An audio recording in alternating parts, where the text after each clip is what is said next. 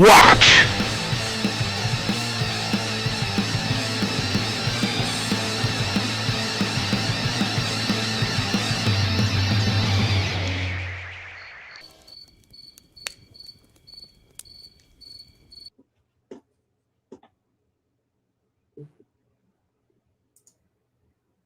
All right, welcome back, everyone, to the second watch. This is a very special Saturday episode, right? Because yesterday was the 4th of July. I hope everyone drank copious amounts of American brew, smoked barbecue, and had fun with your family.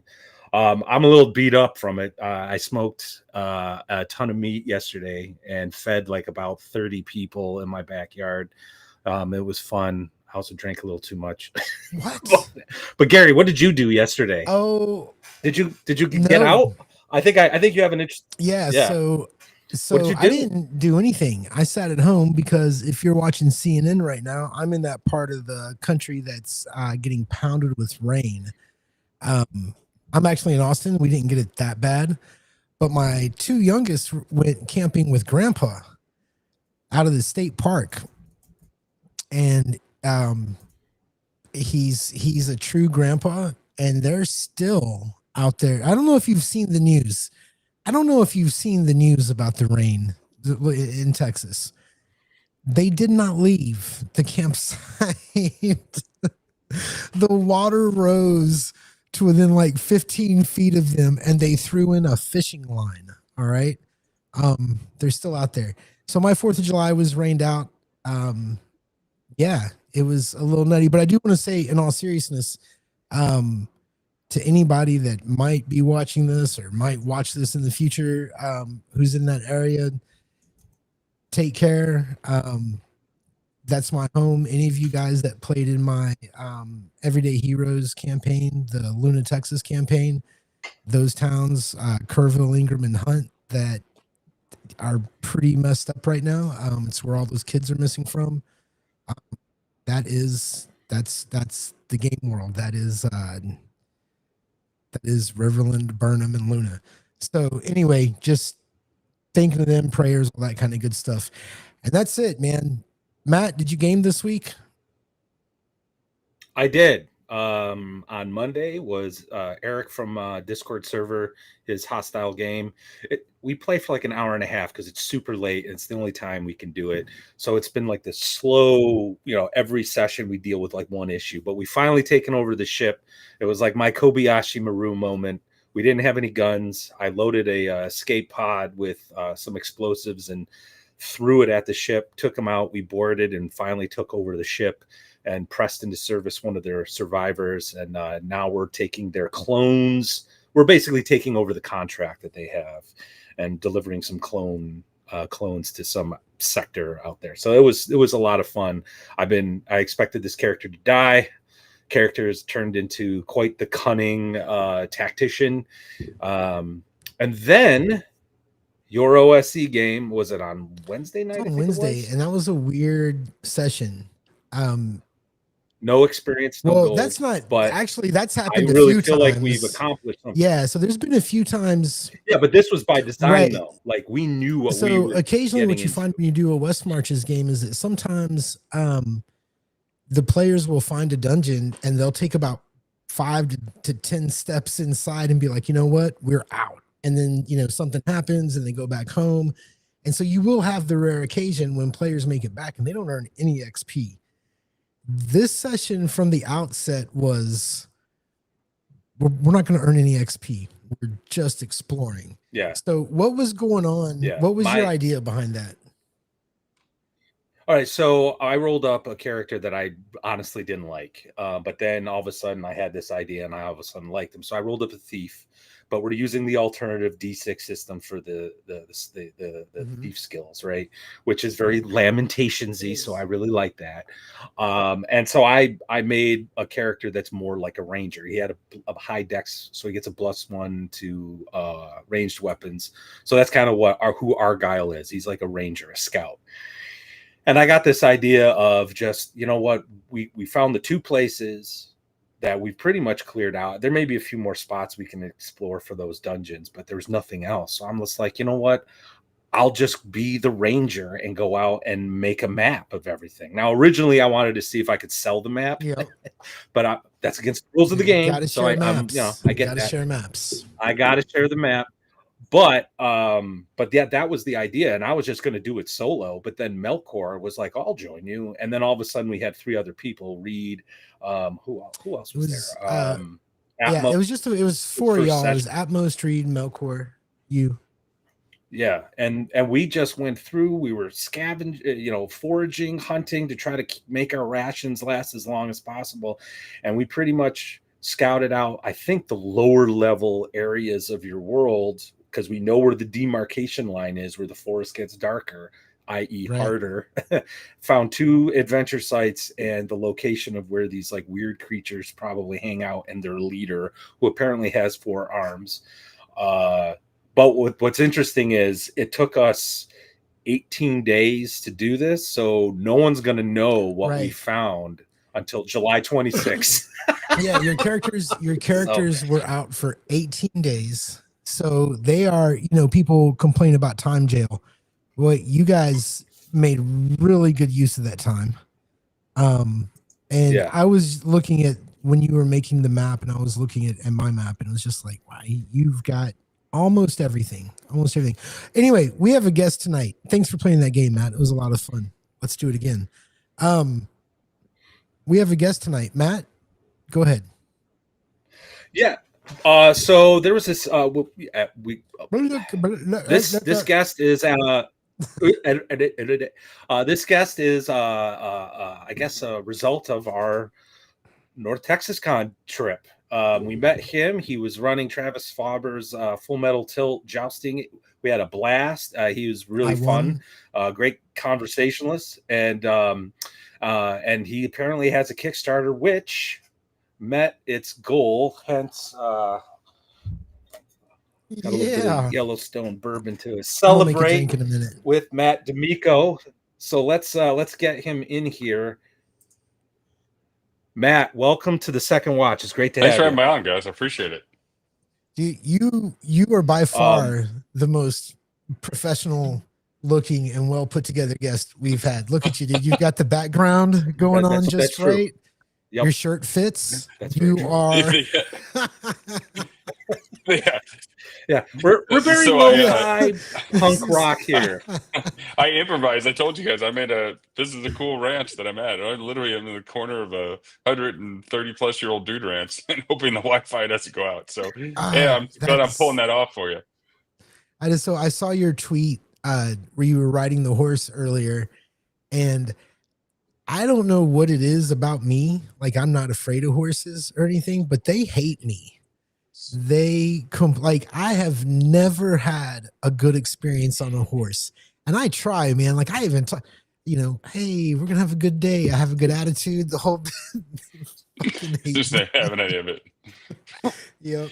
I ride horses probably 4 times a week.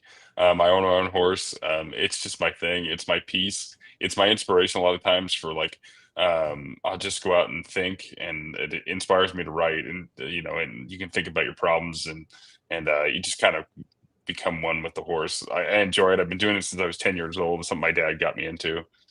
We moved from New York to Arizona when I was 10, and we lived in the Bronx, and we went from all these, we're an Italian neighborhood.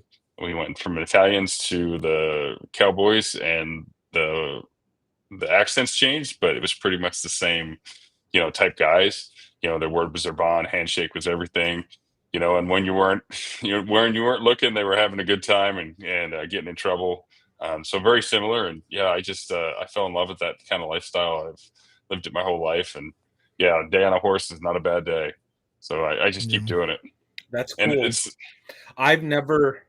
I grew up in Western New York, and it's farm country, but I didn't really grow up on a farm. We were next to a farm, so I spent my misbegotten youth tipping cows, but I never had an opportunity to ride on a horse. It's one of those things that it's on my bucket list though, because it just they're just beautiful creatures. And I actually, I know we're supposed to be talking about I'm games, sorry. but when we were chatting, no, because we want to get to know Right. you and we want our viewers to get to know you. And we will get to Port Mirror and Right. some of your other work. But when we were first chatting, you sent me some pictures, and because it's funny, before we came on, you were talking how you take business calls on the horse, and like I was telling my wife, I go, this guy keeps sending me pictures of him on a horse, and a Gila monster.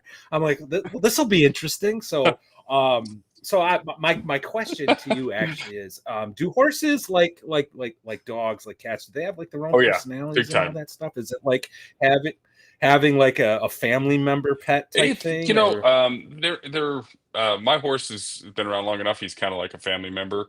Yeah, I mean, they have personalities. You know, some of them are lovable, some of them don't want to be bothered with you.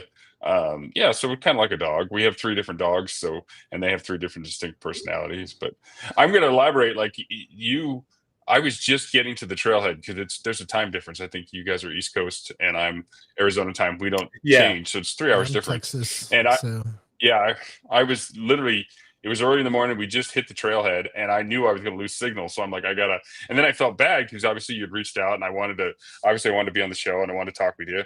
And obviously I got the Kickstarter. So then I'm like, okay, I've got to convince this guy. I'm not trying to blow him off. So I'm like, yeah, this is where I'm at right now. I think I sent you a picture. Like we're literally heading out towards the trail. And then I'm like, oh, this is cool. Look, a Gila monster. And I'm just going, this guy's going to think I'm cool or you're going to think I'm totally cracked. So yeah, no, but that's me. I mean, that's a little bit of both. All right, I can take that. I'm just kidding. So no, it's no. I spend a lot of times like. Do you guys know Greg Gillespie, Dragon Slayer? Well, familiar with him. I met him. We met him actually briefly at North Texas Con. Didn't really get a chance. Well, I made him the same offer. He says he's going to take me up on it. But you guys too, if you get out Arizona way, I will take you out. Oh, that'd be awesome. I'll get you on a horse. I'll be able to check something off my bucket I'll get you on a horse, and we'll figure it out from there. I'm not going to say you're going to be good on the horse, but you know, I've been doing it quite a while. Oh, I'll be terrible. No, you won't. Like it's one of those things that even if you do badly, it's still fun. As long as I won't put you on anything that'll get you hurt, so you'll be fine. A pony. I'll put me on a pony. I'll be like a little hobbit or something. That's going to be my next Kickstarter. I want to fund in the single day, and I'm going to be riding around on a little like donkey and like big old sombrero. That's the sequel to Massacre Grounds. That's what we're doing. I grew up in the kind of place where most people didn't have a horse. You know, those little in between towns, in between cities. Most people didn't have a horse, but it wasn't unusual to see somebody like on a horse riding down the side of the road for no good reason at all. Yeah, but I've never been able. They just don't. I've tried so hard. Anyway, we got to get to this game, dude. Where I'm at. Oh, sorry. Oh, okay. It is no problem. All right. So let's talk about Port Mirror. You have a Kickstarter and you just hit the funding, but you got 4 days to go on it. It looks, I backed it because I'm a sucker for a DCC funnel. I just think the funnel is a great idea, and I want to pick your brain about that. But before we get to that, tell us about Port Mirror. Port Mirror is a 0 level funnel for DCC and a 0 level gauntlet for Shadow Dark. So it is dual statted.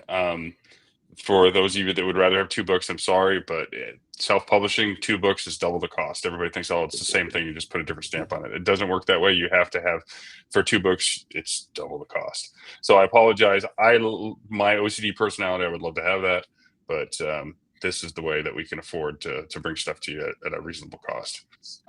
Port Mirror basically is a town that has been sacked by hordes of goblins and hobgoblins. At least that's what you know. You run when they take over the town, and you hide in the Gravedigger Shack. Throughout the day, the smoke of the burning town comes in, and you can hear screams and of the dying. You hear all kinds of horrible stuff. You hear stuff coming from the Temple of Hayer, which is the 21 god pantheon for Withmail. And then you decide, we're not going to sit here anymore. We're going to try to save the town. So you tactically go around, grab armor, weapons. You start with nothing because you might have rolled randomly rolled, you got a sword, but most of them start with a pitchfork or a knife or whatever. But the main thing is just gather supplies, go out, and there's patrols wandering the town. It is basically under goblin and hobgoblin control. Then as you develop this more, you realize that the goblins and the hobgoblins aren't working by themselves. There's cultists. They've taken over the Temple of Hayer. And then you've realized that half of the town has gone to the temple to be sacrificed. And then half of the town has been shipped to the mines down below to work as slave labor. So your job is to save the town and hopefully save some of your friends. There are some custom beasts, monsters made by myself, and then Joey Dosel obviously has done a wonderful job with the art. But yeah, it's a good adventure. There's a lot of random encounters. If you like to play kind of tactically, it's more my style. I was a police officer for 20 years, so you're sneaking around in the dark. Light discipline is a big thing because you don't want a patrol to see you. And then there's also monsters lurking about, feeding on the dead. It's very dark, smoky. You're running around town. It's got a really good feel to it. It is tested really well. When we play tested it, I knew it would. Yeah, and it's just it's kind of the intro to the Withmail setting. That's a setting that I've been using for the past couple of years for my home game. It's a great setting. I plan on launching more stuff for it. There's another adventure that we tried to I tried to launch first. And I'm not one guy that likes to go small, but sometimes you have to get humbled and get back up after you get knocked down. So Cult of the Winged Skull was the Kickstarter I had before. It was probably going to be a 150 plus page book. So I just, I want to give it all to everybody like right away. And that was probably a little much. People don't know me well enough. I had one other successful Kickstarter, and that was for Weird Frontiers Massacre Grounds. So had to I'm still learning the ropes of the RPG world, and I got some great advice from some great people. And I hate doing this because I'll name half of them and then I'll forget the other half. And just the RPG industry is so wonderful, and there's so great people, and they just took me aside and said, "This is what you got to do." And so I had to tone everything back and kind of restart. So that in the first part of the book is the Port Mirror adventure, and then the last few pages is some of the setting for Withmail. So I give it a little bit of the setting, kind of taste for it. If you want to drop it into your campaign, whatever world you're doing, and just change the god's name to whatever god you're using, or just use the DCC god, or use a Shadow Dark god, or use a Greek god if you want. I mean, they all work. And so there was some thought that goes into it. I've been playing RPG games since I was 10 years old, so early 80s. And so I just really liked both systems. And there's actually an OSR version too, but that's not available yet. Again, you can do 2 systems in a dual stat book, but 3 would be weird. So yeah, and you run into issues of people just ask, why don't you just make this system agnostic? Which then that in and of itself can be controversial. We know a guy who hates system agnostic I'm material. You know what I mean? Speaking of that, I'll say his name. It's Mr. Gibson. Who we've had on the show. He's a good guy, and he actually responded to some tweets today and really wants to dig into the funnel. That was him. Okay, yeah, that was him. Yeah, and the idea of the funnel. And I have to admit, it's one of those things. So first off, just a little context, my experience. Until I played DCC for real, past the funnel, when somebody would say DCC, I would often confuse the funnel with the game, right? Like it's such a striking feature of the game. It's unlike what anyone else has done. So, and you hear about it so much that I really didn't think about the other part of the game for a while. Then I played one. It was great. We played, I leveled some characters for a while. DCC was my primary game for a little bit. And then when I was trying to get my oldest, he must have been 7 or 8, hey, let's just play DCC. I ran a funnel and he had the best time. This little kid giggled and laughed every time one of his characters got taken out. Yeah. So I do have a soft spot in my heart for the funnel. What is it? Because it is divisive. Some people really love them. Some people don't. What is it that you find about the funnel that compels you to do a whole Kickstarter of a funnel? Here's the thing, and I'm gonna touch on something, and then I'll go and answer your question directly. So if you don't like to play a funnel, play it as a level one. Just don't give them any equipment, and then limit the amount of characters that go through it. You can play; it'll play just fine. We tested it in North Texas that way. If you don't like um, funnels, sorry, somebody's walking in here, but no, I'm fine. Just play it as a first level and just limit. They get no equipment, and it'll work just fine. As far as what is the appeal to a funnel, the funnel, the randomness and the chaos that goes along with a funnel, because you have nothing, and you have some characters with 1 hit point, some with 4 hit points. A really good character, because you roll 1d4. You might have 6 hit points, or wow, I guess 7 hit points. I guess if you had a 18 score, but and then you run, like in DCC, you run 4 characters at a time, or 3, depending on your whoever your judge is. And then in Shadow Dark, you run 1 at a time, but you have 3 in reserve. So you use them as cannon fodder, and which makes for a really fun and kind of you have people that don't want any of their characters to die, and they're very serious about it, and they're like, okay, I'm going to avoid everything and do it. And then you have other people that are like, I'm going to set my one character on fire, and I'm going to run him at the mage or the wizard to keep him from casting the spell, and then my other guy's going to shoot. And it's just that's part of it. You have to get in that sort of old school mindset where that, hey, look, these characters are going to die. So let's have the most, because it doesn't matter how many hit points you have, they're 1-hit characters. So it's getting your players to buy into that. Well, and it's funny too, because randomly, the 1 hit point character with awful stats more often than not makes it through, and then you're 2-8, you roll a level 0, and you get some guy with like 2 18s or an 18 and like a 16, and you're like, okay, this is my guy, I'm going to build this. And you start thinking of the backstory in your head, and then he gets wiped out, and your 1 hit point wonder is just, he's your guy at the end. And you're like, and it's funny, and I think that's kind of if you played long enough, it's kind of almost liberating to play a character that really sucks, because then when he pulls off something, it's just become like a folk hero, because you really shouldn't be good. I've said this repeatedly on my blog, on X, on this show, in various videos I've done. Everyone should play at least once in their gaming career a fighter with 1 hit point. It'll build character. It really will. You will learn to make good decisions. Or honestly, it's a funnel, so don't run the guy at him and just be like, you know what? Oh, well. And I've had so the previous book that I got through Kickstarter and funded was Massacre Grounds, was a 0-level funnel for Weird Frontiers, because in DC, that's DCCs. That's what we do. Shadow Dark, that's what you do. You start out there, so why not start from the beginning? But it was pretty funny. I've had, so I have story built in where your characters decide to stay put. And it just allows that guy that just absolutely hates his character to just get rid of him. And so so it's a Mormon fort, and the people are like, we'd love for you to stay. They're recruiting them into the religion. And I've had more people like, yeah, I'm getting rid of this guy. He wants to stay.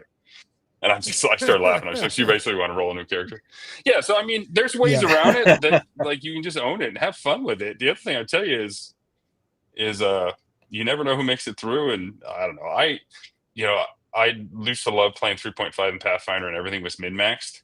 And, after a while, I just got so bored with that. It was so hard to kill anybody. You had 1,000,000 hit points. You did, 30 points of damage with a swing. And it's a fun style to play, don't get me wrong, but it's just, this is in the essence, the old BX. So you have very minimal starting everything, and a very low magic, and you have a lot of fun with it. So I don't know. I fell in love with the concept. Yeah, well, it's like it. Well, this is for me, I haven't, unfortunately, had not have an opportunity to really play DCC.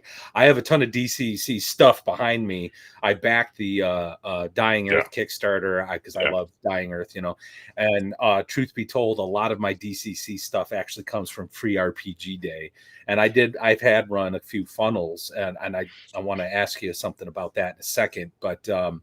What I think is really innovative about the funnel is it's essentially cutting to the chase, because like back in the day you'd roll up your character, and if you were a good gamer, you'd be like, okay, this character kind of sucks, but I'm going to go on the adventure, and then you die, and then you roll up a new character and he pops up in the next room. Right. And so it's like, hey, you know what, let's just start at 0th level. You have 4, who survives, da, da, da, da. And I think it really embraces the like you said earlier, like the chaos, the randomness of it. And I actually think this might get me in trouble with some people. I actually think the DCC funnel is like bar none superior to the Shadow Dark Gauntlet. Just the way it's all laid out, the rules and everything. I mean, I get the Gauntlet, it's fun, but I think DCC just does it better.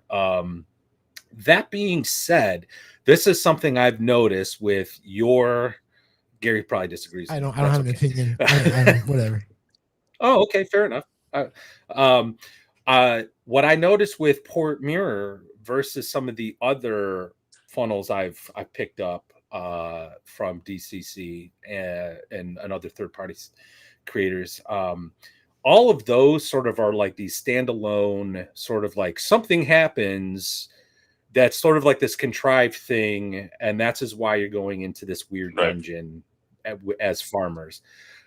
Yours actually starts out like like the beginning, like of a quest, like a Yeah, story. Like the backstory, all these edge lords. Not saying you're being an edge yeah. lord. I'm just saying, like, oh, my town was Yeah. burned and now I'm a venturer. Like you're actually providing it. And was that like a conscious decision? Like, is that something, like, were you trying to like make something very different from what's come before? Like what was the decision process? Like what made you Okay, come to so that? Port Mirror was originally an add-on to Cult of the Wicked Skull because you needed a beginning to have an end or to have a middle.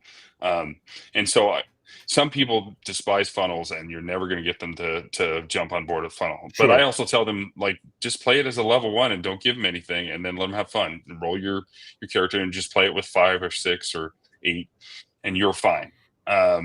And if that's what you want to do it.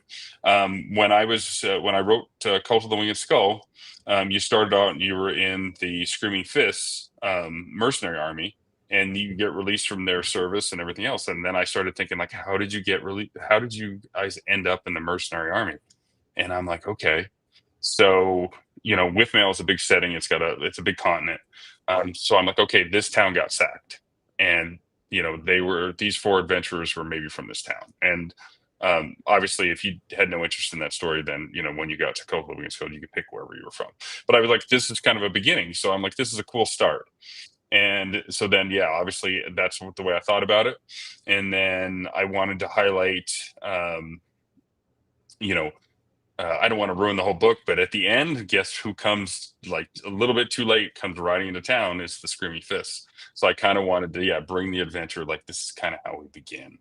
And it was like, King, Key, the Magnificent Seven riding, um, you know, into, so yeah, I thought it was a cool thing to start with. And then obviously you can't just do, like, some funnels are very, very basic, and that's fine, and it's just something to get you going, and then you do one or 2 battles and you're done, your first level, let's go. This is not, Yeah. this is a full 4 to 6 hours of gaming, depending how you play it. 4 is rough, to get it all done. 6 or 8, it's a pretty big adventure. And I also put, like, for me, are either one of you guys one more room guys? You're like, it's all done, but you want to do one more room. And I'm that guy. I'm like, oh, let's go exploring. I want to Oh, do one okay. more room. It's like, Sure. we got everything we Sure. need, but, Yeah. like, hey, we didn't go in this room. And so I love that style. Like I've died so many times. My characters have died so many times. I tell people I've never killed anyone, but I will kill your characters. And it's just one of those things. So I put a lot of stuff in there that when you start roaming around, you will get um, uh, you will get a lot of fun out of this, because there are some monsters in there that are completely off the books, that are just a one more room Yeah. guys, and it doesn't have anything to do with the storyline. But if you want to go search around and play it like you're, a skilled warrior, have fun, do it. Like, you're just losing a 3 hit point character, or a 1 hit point character, whatever. So Yeah, that was the sense I was getting reading the description. Again, that's one of the reasons why I backed it immediately. I was just like, this is different from all the other funnels I've seen. And how do I want to put this? Well, I'll just start from what I always say on this show, Story Gamer. As much as I like to make fun of Gary about his early Story Gamer days, it is not a dirty word in this channel, because I've had fun playing story games, and we all want that sort of, be part of that thing. And I think at times the OSR went a little bit too far. The pendulum swung a little too far, where they're just like, nope, you're just some poor schlep looking for gold. And like this, like, drew me in, the fact that like I'm playing up to 4 characters who are just these like townsfolk who are just like having that moment where they look at each other like, it's up to us, and they grab their pitchforks. The one guy actually has his grandfather's rusty sword or right. something. They're like, all right, let's go do it, So I just thought that was really cool and different. And Gary knows this, and my viewers know this. I'm always looking for different, and I just think that's just wonderful. And I hope everyone backs it. I mean, he's hit his goal, but I mean, there's 4 days to go. So please go to Kickstarter. It's in the link is in the description, and I'll post it again somewhere. But please go and back it, because this looks like not only fun. So I have a really good editor that makes me look like a better writer. But one of the things that we talked about was, Birdist List. I'm going to give you a shout out. You deserve it. You're awesome. Joey Dosel, who's the artist. You guys are magnificent. I wouldn't be me if weren't for you two. So I gave them their props. But we put in there, like, you walk in a room and you see prisoners, and your judge or GM rolls, and they do. Oh, do you know anybody there?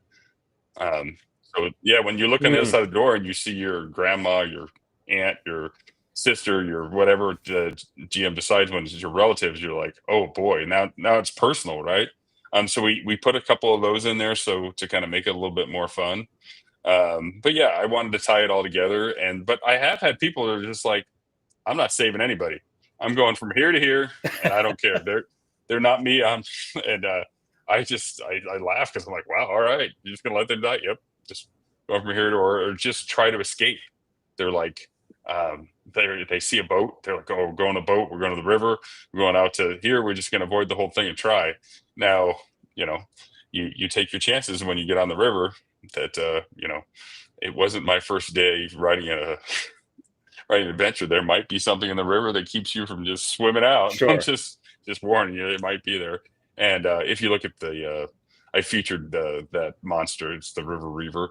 That's Joey Dosel and I's creation. So yeah, you might meet him if you go on the river. You might. He's kind of cool. I like him a lot. But yeah, I just had a lot of fun with it. And then down below, you run into a hay-air turtle, which is the god of the sea. It's kind of a tribute beast. They keep him under the temple, and you might run into him too. And he's kind of a version of Mr. Fantastic, and a turtle had a love child. And he's really nasty. But yeah, if you scroll down, you'll see which is wonderful art for Joey. But right there, those are exactly the 2 monsters I'm talking about. So the hay-air turtle is below, and then River Reaver is right there. But then I'm a big dog fan too, because it seems like a lot of RPG guys are cat fans. But I'm a big dog guy all the way. Yeah. Jake looks cool. I have no idea who he is, but I am looking forward to meeting him when I read this book. Yeah, the art looks great, man. I really do. I love it. It's like old school. Yeah, look at that. Yeah, it's up to us, guys. Yeah. Grab your pitchforks. Look at these sons of bitches. They just killed our buddy. They just killed the baker. We know that guy. Well, and that's the whole thing about funnels. So I'm going to defend my funnels here. Is that as soon as somebody drops, you scavenge them for everything they're worth, and it's funny because like as soon as they drop, you're like, grab all their crap. And like there's no class about it at all. There's no homage to the dead or anything. You just grab all their stuff and keep going. It's like, okay, he's died. He won't need that sword anymore. Let's go. And then you scavenge anything you kill for, you go into buildings, you go into things. It's a fun way to play. Some people don't like it. I get it. And, I think it's more the randomness of like, they don't get to pick that they're the wizard with the, Yeah. 18 Right. intelligence and Right. and if that's your style of play and it makes you happy, then play that way.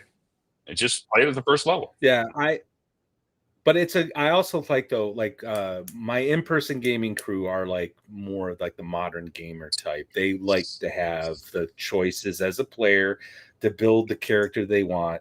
So I ran them through a DCC funnel a little while back just because a bunch of people were sick, but we still wanted a game. So I'm like, hey, just try this, guys, and it got them to actually do something I have never seen them do before. Look at their equipment.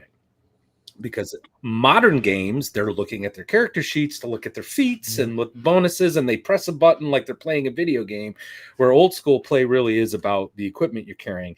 And one of the guys rolled up a character who had like, I think, a dagger and a pig. That's what he started out with. And so there was this hallway, this multicolored hallway, because they were in like this weird spaceship thing. And my buddy looks at me and goes, I have a feeling this is trapped. I'm going to send my pig down the hallway. That's right. And lo and behold, zit, zit, zit, zit, So it got them thinking. And at the end of the day, they were like, that was fun. And I'm like, old school play, guys. Yeah, no, because anyway. during playtest, people, especially people that have played 5e, where they start off with all their equipment, they got their minimum equipment to start off. And there's other game systems like that too. I'm not one of those ones that bash on 5e. I played it, I've enjoyed it, but a good group, it's fine. But like, you start off with all your equipment, and it's like, okay, this is what it is. But people forget that you need a torch, you need a way to see, you need all this stuff. So like, a lot of people that have gotten used to that, they don't really look at their equipment, and they run out and they're like, okay, they run out into this dark, smoky area that's like somewhat dimly lit with burned buildings and everything else, and they run out, and I'm like, okay. And they're like, yeah, I run into this. I'm like, okay, so how are you seeing it? And they run into this dark building, and they're like, yeah, I run in, what do I see? I'm like, nothing, it's dark. It's a dark building. You have no torch. And by the way, now you're going to get attacked because there is something, but you can't see it. And yeah, it really brings you back to like, light discipline and all this other stuff, the tactical aspect of it that is a really fun part of the game. And it's not like, I need to roll, some people get involved in like, I just need to roll a 16 here and I need to roll a 15 here. And it's like, it becomes like math rocks. And if that's what makes you happy, I mean, I'm fine. But when you start getting, I need a torch to see, I need to, we're going to go to the general store because I know that they're going to have, probably a sword and a dagger there, or we're going to break into this building, or let's go into the inn because we know at least they'll have knives and we can all grab a knife, or or whatever you're doing. So it makes you think. And then you run into these superior creatures because the carrion beasts come in and start eating the dead. So now you're running into a wolf. Well, you run into a few wolves and you're like, okay. So then, your one character, the pig, he's golden because you make that pig squeal and you have him take off running, and the wolves chase them. And like, so you start thinking about looking in windows instead of just bursting through a door, and you start thinking tactically. It's a different style to play. So, Go ahead, Dick. Go ahead, Gary. I was just agreeing. It is different, and there's a bit of shock, but I find that the people who stay and like the people who come back the second time, they're just one of us after that. There's something about once you kind of get that taste, and it's like, oh, it's they sign up, real quick. Real quick about your Kickstarter. Mr. Faber has been chiming in, and he has mentioned Travis, Joey Dosey. I guess he's your artist. Say again. He is Joey Dosel. And Joey's my guy. Yeah. So I was watching those things go up, and the art looks great. What can you tell us about Joey? Joey is a guy he's from my old town. He's from New York. We met. I noticed his stuff during Greg Gillespie's Dragon Slayer Kickstarter, and then he his art just impressed me. And then he is just kind of like, I told you guys kind of off the air, like we sit and talk art, we talk nerd, we talk all about, what would this look like and what would that look like. So it's really like, when you were a kid and you sat and you thought about, okay, what, you saw, if you played Dungeons and Dragons and you thought, okay, what does this look like or what that, you just got together with your friends, and sometimes you ran the game and sometimes he did.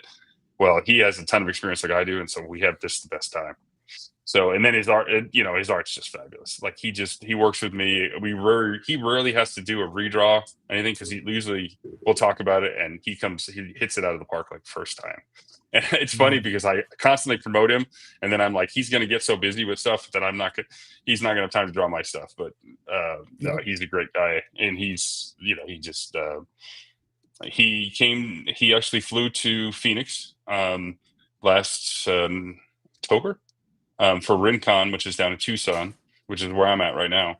I'm not at the convention, but he came into town. He's like, yeah, we got along. And so he came into town. We went to a convention together. We hung out, we played games. And then, so it's like one of those lifelong friends that you make. And then, he technically, works for me, I guess, but I think we work together well. So he's a great dude. So Well, that's if you guys are awesome. looking for art, you look him I was up. gonna He's fabulous. say, for you to have an artist that you've actually met in person seems to be fairly unusual in the RPG space. Oh yeah, no. Yeah, And don't get me wrong, I had other artists work on Massacre Grounds, and Carlos Castillo out of Brazil. He was fabulous too. Um, I he's know. he's really Yeah, good. I mean, and most of the artists, I mean, that you work with through RPG, I mean, there's the sad thing is like there's so many artists that I really love, that I would love to use, but yeah, you kind of develop a relationship and experience, and then they kind of can key off like what you're thinking, and that really helps too. But no, I mean, North Texas, it's just full of them. Jay Shields, Del Tiegler, Ken and James. I mean, it's just like, I would be very happy to use any of those guys. But yeah, I Mhm. mean, there's fabulous art, and that's just quick off the top of my head. I mean, there's definitely tons of artists So that are. we have this conversation comes up occasionally, and I think I'm the most ardent person. I think art in an RPG book is almost as important as the writing, because I feel Totally like agree with that. when you're reading it and you're looking at the art, it's like a comic book, right? Where you're working these two different parts of your brain, where you've got this analytical thing doing the language, and with RPGs, you're working out the rules in your head, this sort of order of things, and then you've got the other part of your brain looking at this artwork and just kind of it does something. It puts you in the mood the designer wants you to be in while you're reading. I think it's of the utmost importance. Oh, um I totally agree. Good, I'm glad you I agree. totally agree. I Tell me don't have anything to more. argue. I Gary want and I some disagree on more. Gary and I disagree on Oh, this topic, but we have talked about this a lot. But no, why don't you expound on that? Like, you said like you agree. Like, do you think Port Mirror would have, like, as the overall products? I mean, I saw the yeah, video of you have yeah, the print copy, right? The right. proof copy. Do you think it would be different if it wasn't for Ursula's art? I think so. I think if you um okay, so the best thing I can explain is when I'm 10 years old and I'm flipping through the original BX, the Moldavi, or the red box Well, set. I didn't get the Mincer, white, yeah. the Mensa, Yeah, the sorry. Menser, yeah. Yeah, and so I get that first, and then the Dungeon Masters, guide comes out, and then that. But the big thing that I always loved was the art. I mean, it was just fun to, like, it got the imagination going for me. So I think it's both senses. Like, so if you can't, obviously you can't have art for every scene in the book, but like certain scenes I think are really just sent home by the monster. Like, how would you know what a like, I can describe what a river reaver looks like, but nobody wants to hear like a 20-minute dissertation on what a river Right. reaver looks like. But if you look at that picture, you're like, that thing looks nasty. So I think the art really brings it home. It also brings it home for maybe a DM that's like, I don't really know what he's talking about here. Oh yeah, I see that. And I think for certain scenes, it just makes the book. It tells the story for you. And when I try to make mine so you can strategically in the book, so you can open it up and just put your hand over and be like, okay, so this is what you see. If you're running it off a screen, obviously, you just turn your screen around. Sure. But no, I've always liked that, and I always loved redrawing some of the art and Larry Elmore. Yeah, Larry Elmore was like my favorite artist growing up. I mean, so Norman Oh Rockwell, yeah. that has nothing to do with RPGs, was one of my favorites, and then Larry Elmore. Just always loved his thing, like Flint Fireforge, Tanis Elven, all that stuff. I think the art drove, and those books, the modules had art in them, and the modules were obviously first, but the books had limited art, but the covers were just gorgeous, and then they had a little piece of art like every chapter or something. But I think it just sent my imagination into the stratosphere, like, okay, what would this look like, what would it do? So it was like, I don't know, that's for me. I I agree with what Right. you're saying, like, and this is sort of, but this is where I Hmm. diverge a little bit. The early days, the artists they were using, I think, were like top tier. Like, if you think of the Oh, bell curve, like the 2d6 bell curve, you're seeing guys that are like rolling 10s, 11s, and 12s on their talent skill, right? There, Larry Elmore, Clyde Caldwell, right? Like, there's really like, and it was very realistic. And I remember when I first got into D&D back in 1988, I was like you got a sense like this could be real. Like, now obviously it yeah, wasn't, but like you got this sense like this was like you're you're going to the forgotten right. realms or whatever, right? You're going and do these things, and that image of Alina just looking at you, and then she dies, and you're just like, you know. But then after that, the art that came out to me has just been more like in the hump of the Right. bell curve. It's good, but it's not great, and that just doesn't do it for me. Like, I almost, a buddy of mine, he's actually in the chat, Wib Hmm. Stobbs, and he and I kind of agree. Like, sometimes I think the art gets in the way. Like, I'd rather have my imagination fill the details in. And if you're a decent enough writer, you don't have to give me like a dissertation on what the thing looks like. I'll be able to do it myself. And in a sense, as a game master, I get to kind of sort of take over and make it mine, whatever it is I'm reading, right? So I'm with you when we're talking about those like high end, like Yannick Bouchard. He does a lot for Right. Lamentations. That dude is just like amazing. I would gladly, if I could afford it, I'd gladly pay $1,200 for him to Yeah. do whatever, you know. But anyway, yeah. But no, I do agree with you. I do agree with you. Like, it kind of primes the imagination. I think Travis said that in the chat, and it kind of helps like give you like that emotional impact for like those major parts of the story. I think the big thing that But you hit on anyway, it is, like, if you have a book and the art doesn't speak to you, the book is kind of meh. And I can't think of anybody off the top, but I've seen some, and I certainly wouldn't call anybody out on it, but I've seen some books that I'm just like, this art doesn't speak to me at all. And a lot of times it's colored art, believe it or not, like the black and Yeah. white line art that Joey does, or like Ken James does, or something that speaks to me. And I think maybe it calls back to my childhood when I really first got into it. But then there's a lot of imagination that you can install into it because not all the lines are filled in. But when I see some of the processed like colored art, and I'm not a fan of AI art. I wouldn't use it. I just am not going to use it. I see that stuff and I'm like, this is not, like, it's fake, and I don't like it. I know what guys use it, and you have to keep a budget down to keep putting out books. Do what you love, do what works for you. But for me, I agree with you. If the art's not good, then it doesn't speak to you. Then yeah, why are you buying Yeah. this book? And it could get in the way that way. And so I there's a bad art balance will there. ruin a good game though. Like, if Yeah. you, I'm not kidding. If I'm yeah, reading a game and I'm having to look at like a certain game that just had a point 0.5 or 2024 edition come out, there's no way I can sit and read that book. It yeah. could be gold in there, and I can't look at it. You know. Well, and Um. I'm gonna bring up something. And I love the game. I think the game is really good, but Morkborg, it hurts my eyes. I can't look. Oh, we shit on Morkborg all the Yeah. time. I That's the actually only don't think game it's a that's great game. I actually, well, no. I'm Just looking at it, I want to yeah. vomit, dude. I Yeah. don't care. Matt, I don't you- give a shit, dude. It's ugly you've as just met shit.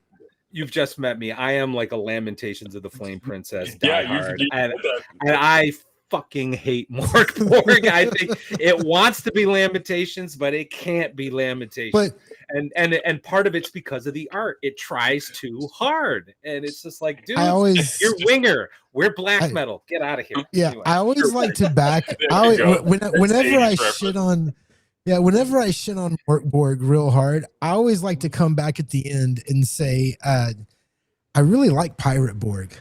I find that really Pirate appealing Borg. to look at. I don't even. It's not even a system thing. Morkborg is just visually offensive, and Yeah, you know what though? I it's handed just it how I to feel. It's an art project. Yeah. 18-year-old son. I handed it to him. He thinks it's a rock concert. He loves it, and I'm like, and that's the art speaks to him, and he really likes it. Yeah. And I'm just like, okay, cool. But to me, I had to there's a free version. You download this just words, and it's black and white and just words. And I downloaded that to read it, and the game That's is not funny. bad, but I couldn't. That's funny. I could not get through the book. It was too distracting. I couldn't focus. I felt like I was jumping around. It just wasn't me. So that art really did distract for me. I think the game, if you like a really basic game that's really simple and it's more about your storytelling or your setting for your that your GM is going to run, or your game master, or whatever. I can't remember what they call themselves in that book, but yeah, I mean it is what it is. I'm a big RPG guy. I love just about like I said, I told you originally, Cult of the Winged Skull with Mail. Port Mirror was going to be OSR, Dragon Slayer, Shadow Dark, and DCC, because I love all four because they're different sides, and it's just But Morkborg, like I said, that art hurts my eyes, and I can't look at it. It's not ever going to be my thing. Well, and that's just bringing it back to the importance of the art and the artist and everything else. I believe it will make or break your game, and I know that at some point we're going to have an AI conversation, and it's going to be the whole show. But the AI art does something to my brain that is like, it's fun to play with, I think, if you're doing stuff for like your game at home. You know what I mean? I think it's have fun, dude. It's great. When I see products that I'm gonna buy that use AI, there's a feeling that comes over me, and it's a mixture of so many different things. It's like I can tell it's AI. I have this, like, having been a musician for being an artist, it really hurts.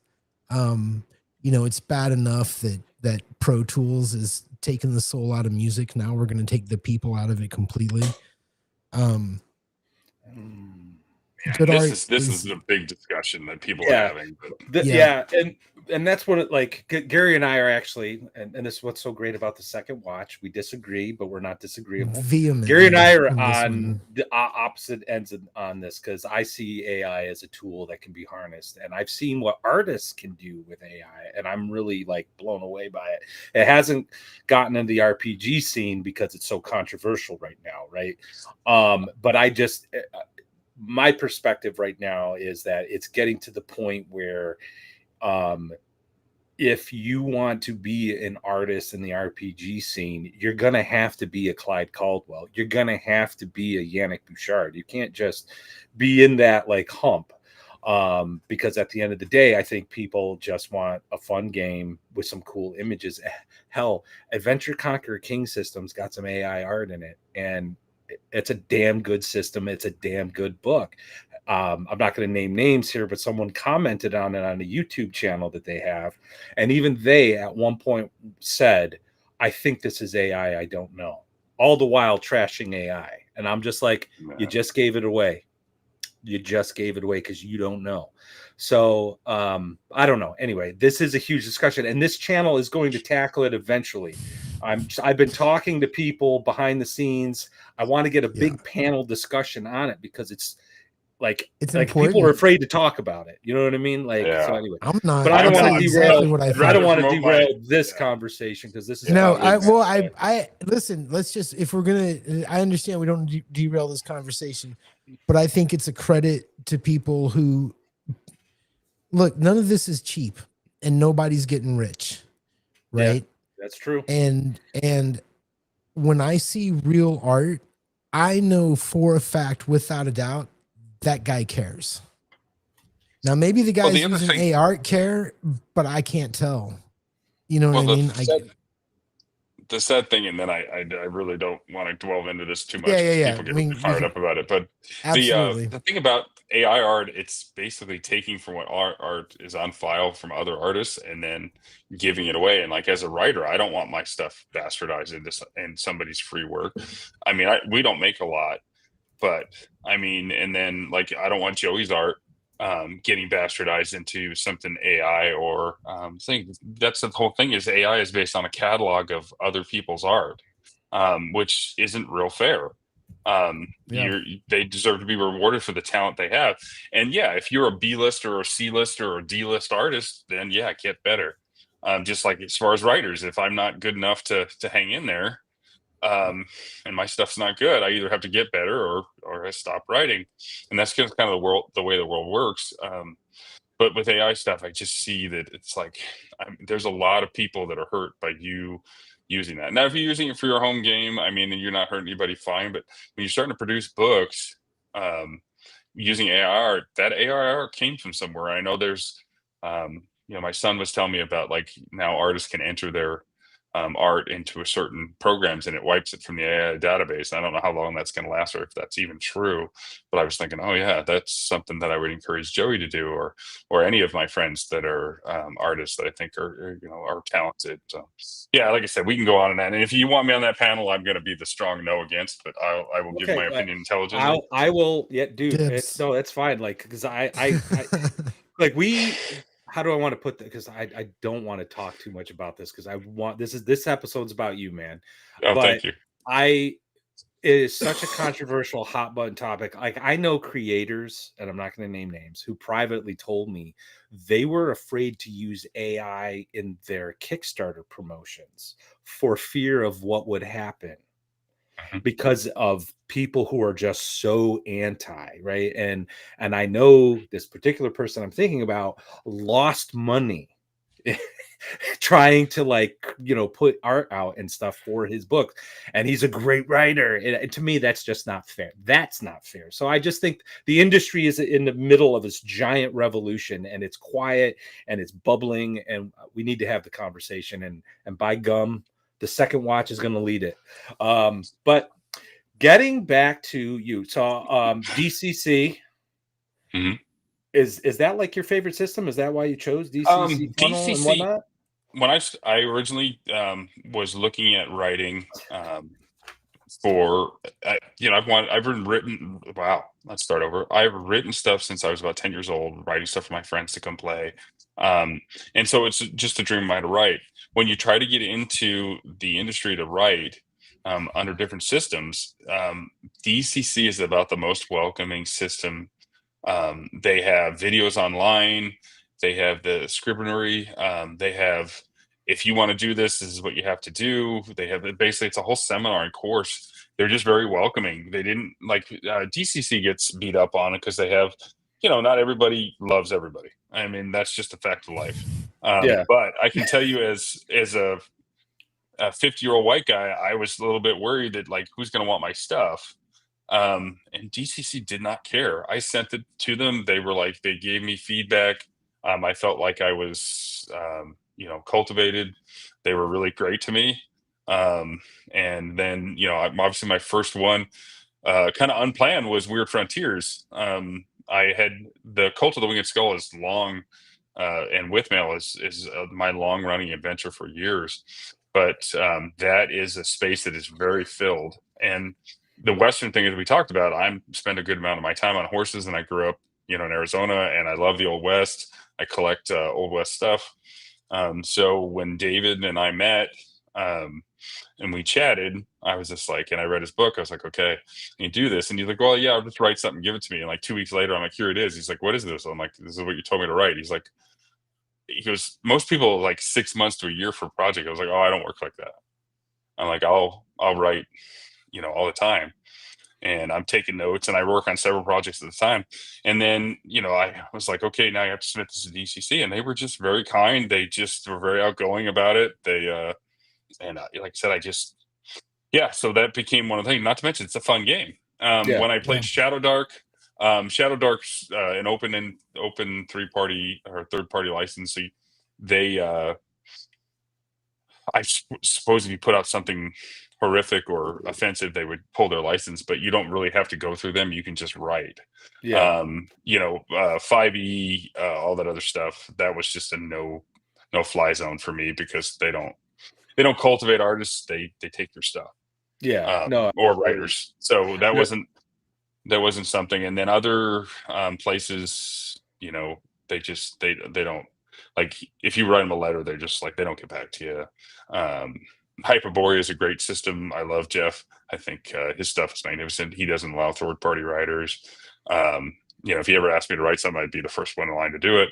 But yeah, he's, he keeps a very tight rein on who writes for his system. So, but yeah, like DCC, like, follow their videos, go through their seminars. Goodman does a really good job of, and they're not going to ask any questions other than, can you write? When you send it in, they don't want a picture of you. They don't want to know if you're gay, straight, whatever the other, Whatever. Yeah. they just don't care. They're just like, okay, this is who we are. We're interested in it. Yes, it's a yes. We're totally in. And when I submitted it to them, they were like, first time writer. I got it through on one shot. They with no corrections. So I was like amazed. There was editing stuff that needed to be done, but they were like, yeah, we love it. Do it. That's when cool. you get it done, send it back to us. That's very cool. And I just thought, okay, I'm going to get this back, and like, they're going to laugh at me or whatever. But no. And then it went to the editor, and then back to them. And, it's a 2-step process. You give them the original one, and then you send it through once it's published, and it's going to print. You send it to them again. So they're pretty straightforward. And like I said, Jen Brinkman, they're wonderful people, easy to work with. They're good. Shadow Dark's easy to work with, just because you don't really work with them.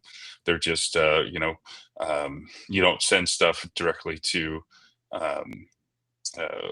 Shadow Dark. You send it to, one of her guys looks at it. They ask for, for a link to look at it, but I think unless it was offensive, they would probably send it through. They're not really part of the process. So yeah, I mean, that was, I think, a no-brainer for me. And then, I would like to go, like, OSC is another big one that I love. I think it's super cool, but it's a very crowded space. Yeah. That's my game of choice. And there's a lot of stuff out there for OSC.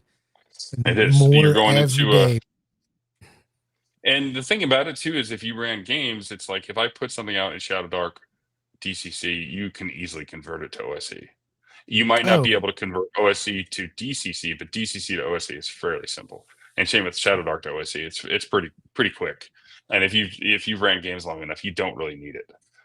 That was one of the things I talked about with Jen and Zach Glazer. Have been just wonderful to me. Frog God Games. They've been wonderful. Jen is amazing. She's just like a force of nature.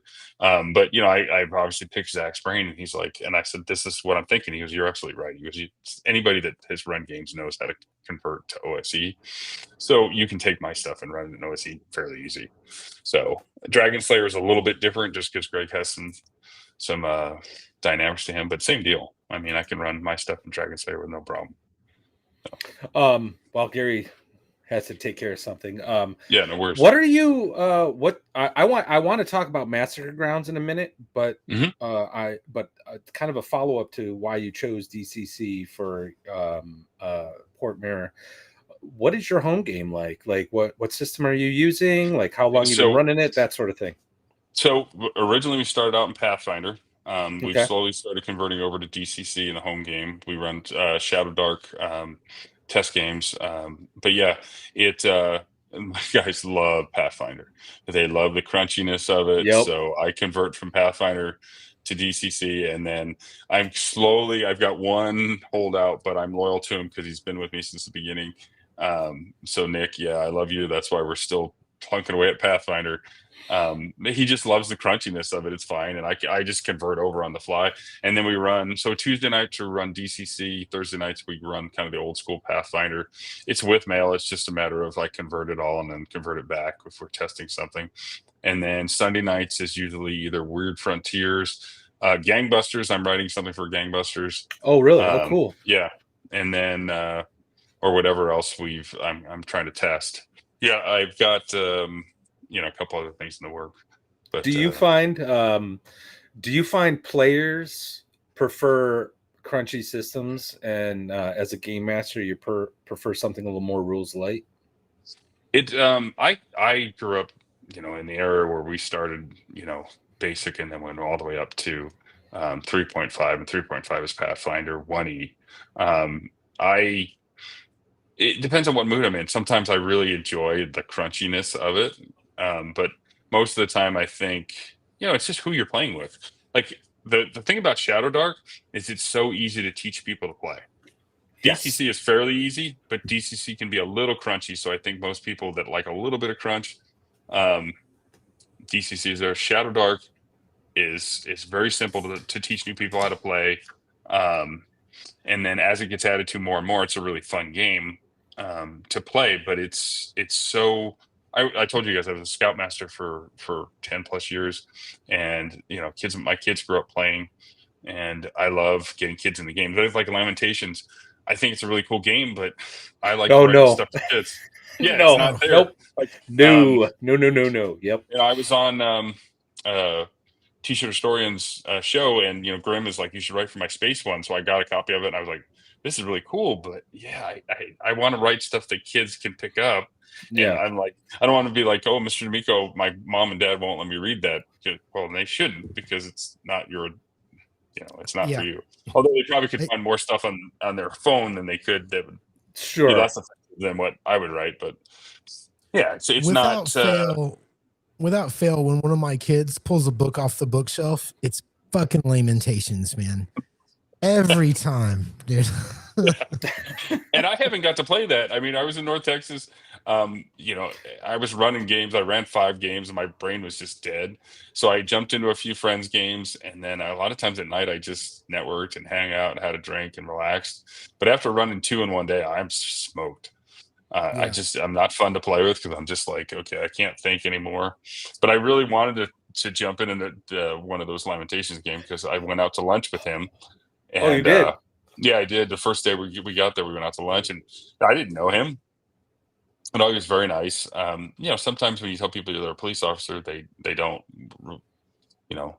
I retired, obviously, but they, you just don't know how they're going to react. Some people. Oh, right. Yeah, the wall goes up. Yeah. Yeah. It's like, yeah, but he wasn't like that at all. He was great, and we all had a great time. It was Jay Shields took me to. It was like Jay Shields, the wonky. Yep. Keelan is phenomenal. We had and like none of us knew each other. We all jumped in this van, and we were like, well, you know what? We were like, we were going on a little adventure. We went to Walmart. We went to that. And we were just laughing and talking games. And at that point, we were all 10 and 12-year-olds just talking about RPG stuff. So it was super cool. Yeah, I had the exact same experience the first time I went to VengerCon and met Venger Satanis. Like, we hung out, and all of a sudden this guy that I kind of been following, all of a sudden it was more than just he humanized. He's not just some YouTube personality. He's right. A kid like me. I'm a huge fan of Lamentations. So yeah, so I got a chance to talk with James, and got him to sign my book, and whatnot. And then he invited me to his game. It was pretty intense. It was a Lamentations game, but it was good. And the thing is, and we don't I'm gonna do a whole. We're gonna do a whole horror episode in October, but like James is able to take a basic rule system because Lamentations doesn't have fear mechanics, but he is able to get you uncomfortable and scared at the gaming table and without any kind of fear mechanics. To me, that's genius, and that to me is like the brass ring. Like we can feel tension, we can feel excitement, we can feel heroic, but can you feel fear? You know, and James can do that, and it was such a great game.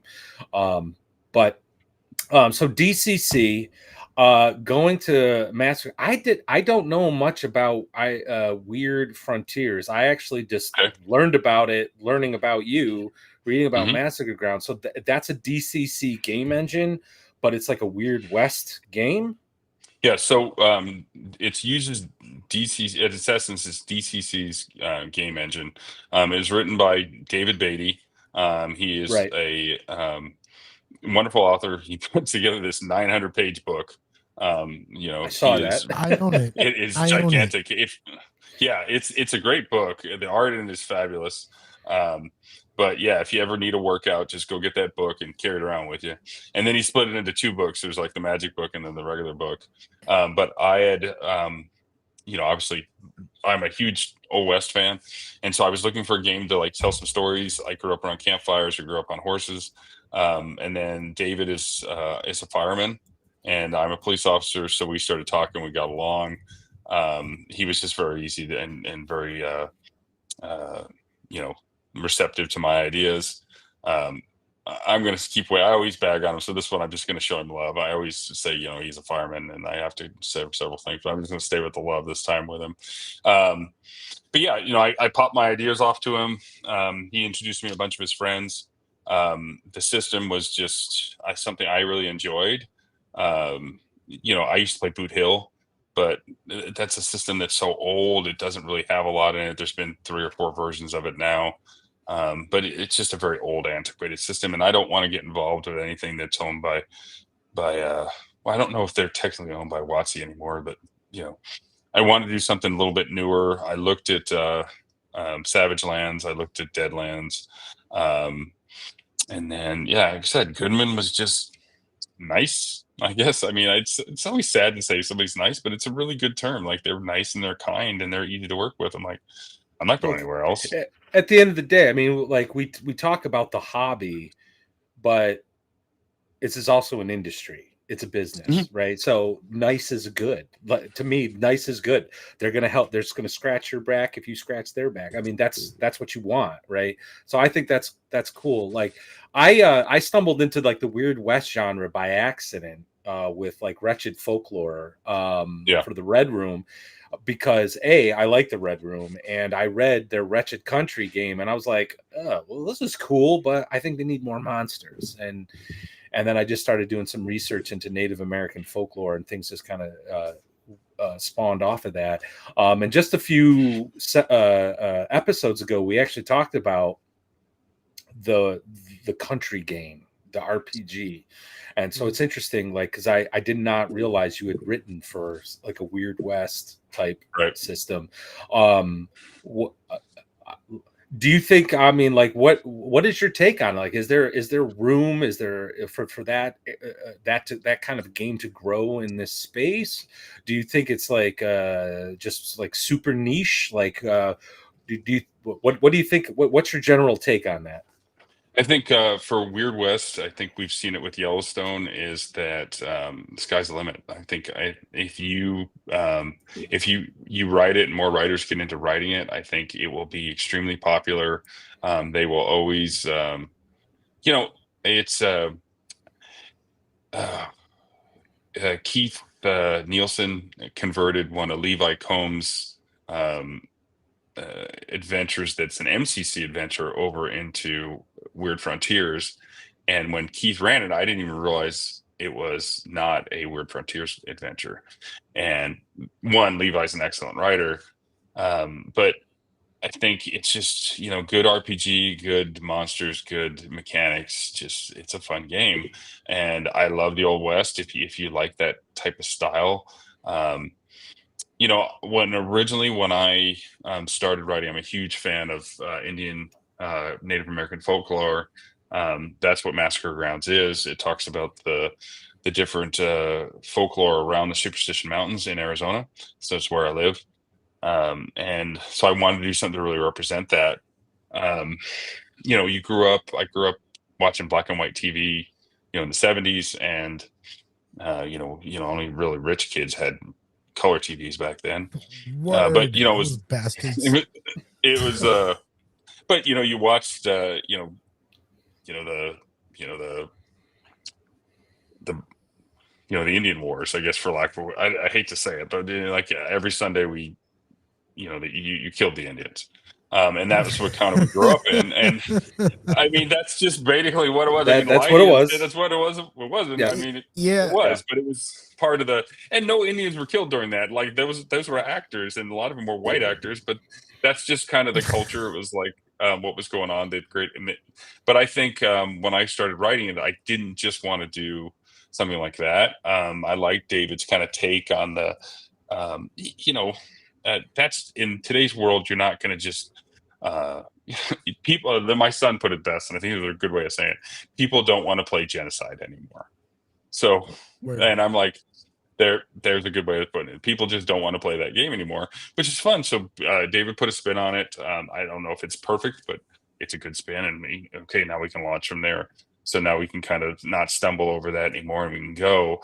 So when I read it, I was like, okay, I don't, we kind of, there's some things historically that are flawed in that, but we had to get there to some point where we're just not, because the Indian Wars were a big part of the U.S. history. Yeah. Yep. It's not a good part. To the victor goes the spoils. I'm not arguing that, um, but it's part of history. But so he had to put it in his book, and I liked it, and so we went with it. And and you had to pick something. When you write for Savage Land and that their percentages are very low because they take 10% like right off the top. And so 10% doesn't sound like a lot, but 10% when you're a writer and you maybe make 30% at Yep. most. When you take 10, it means I make 20. Right. So Right.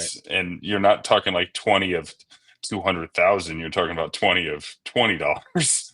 So it's not a huge money making space that you're in. So yeah, it was really good. I could do everything that I wanted to write about, and then there, like, DCC has the crazy in there, that you just, the far out fantasy.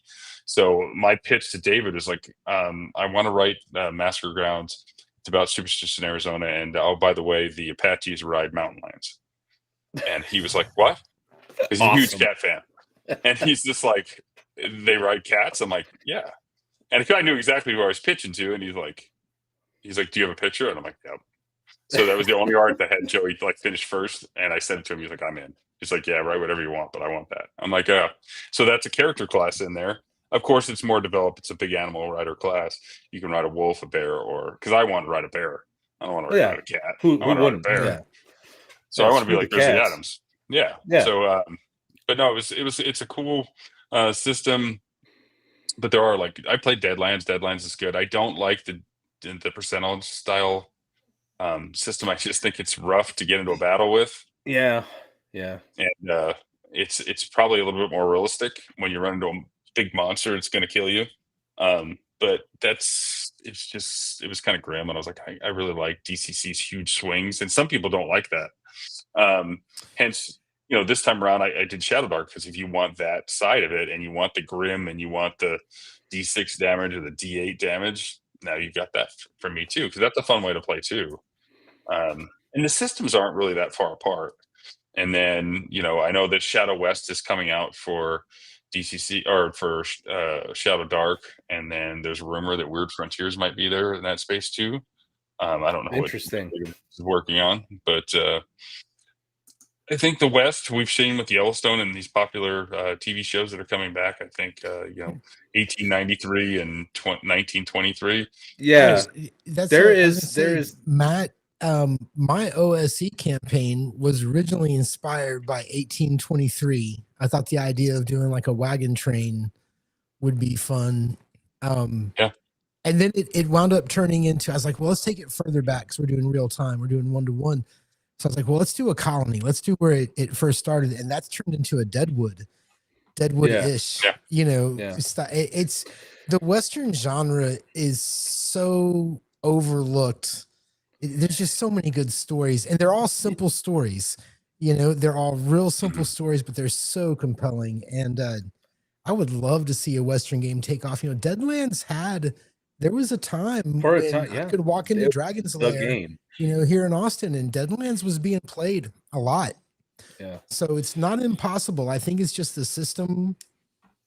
I think it is as far as like the from American history, American myth, it is the closest you're going to get to that European fantasy, medieval fantasy, where it's just like this unexplored country, right? This wilderness. We don't know what's over on the other side of the next hill, what's on the other side of the prairie.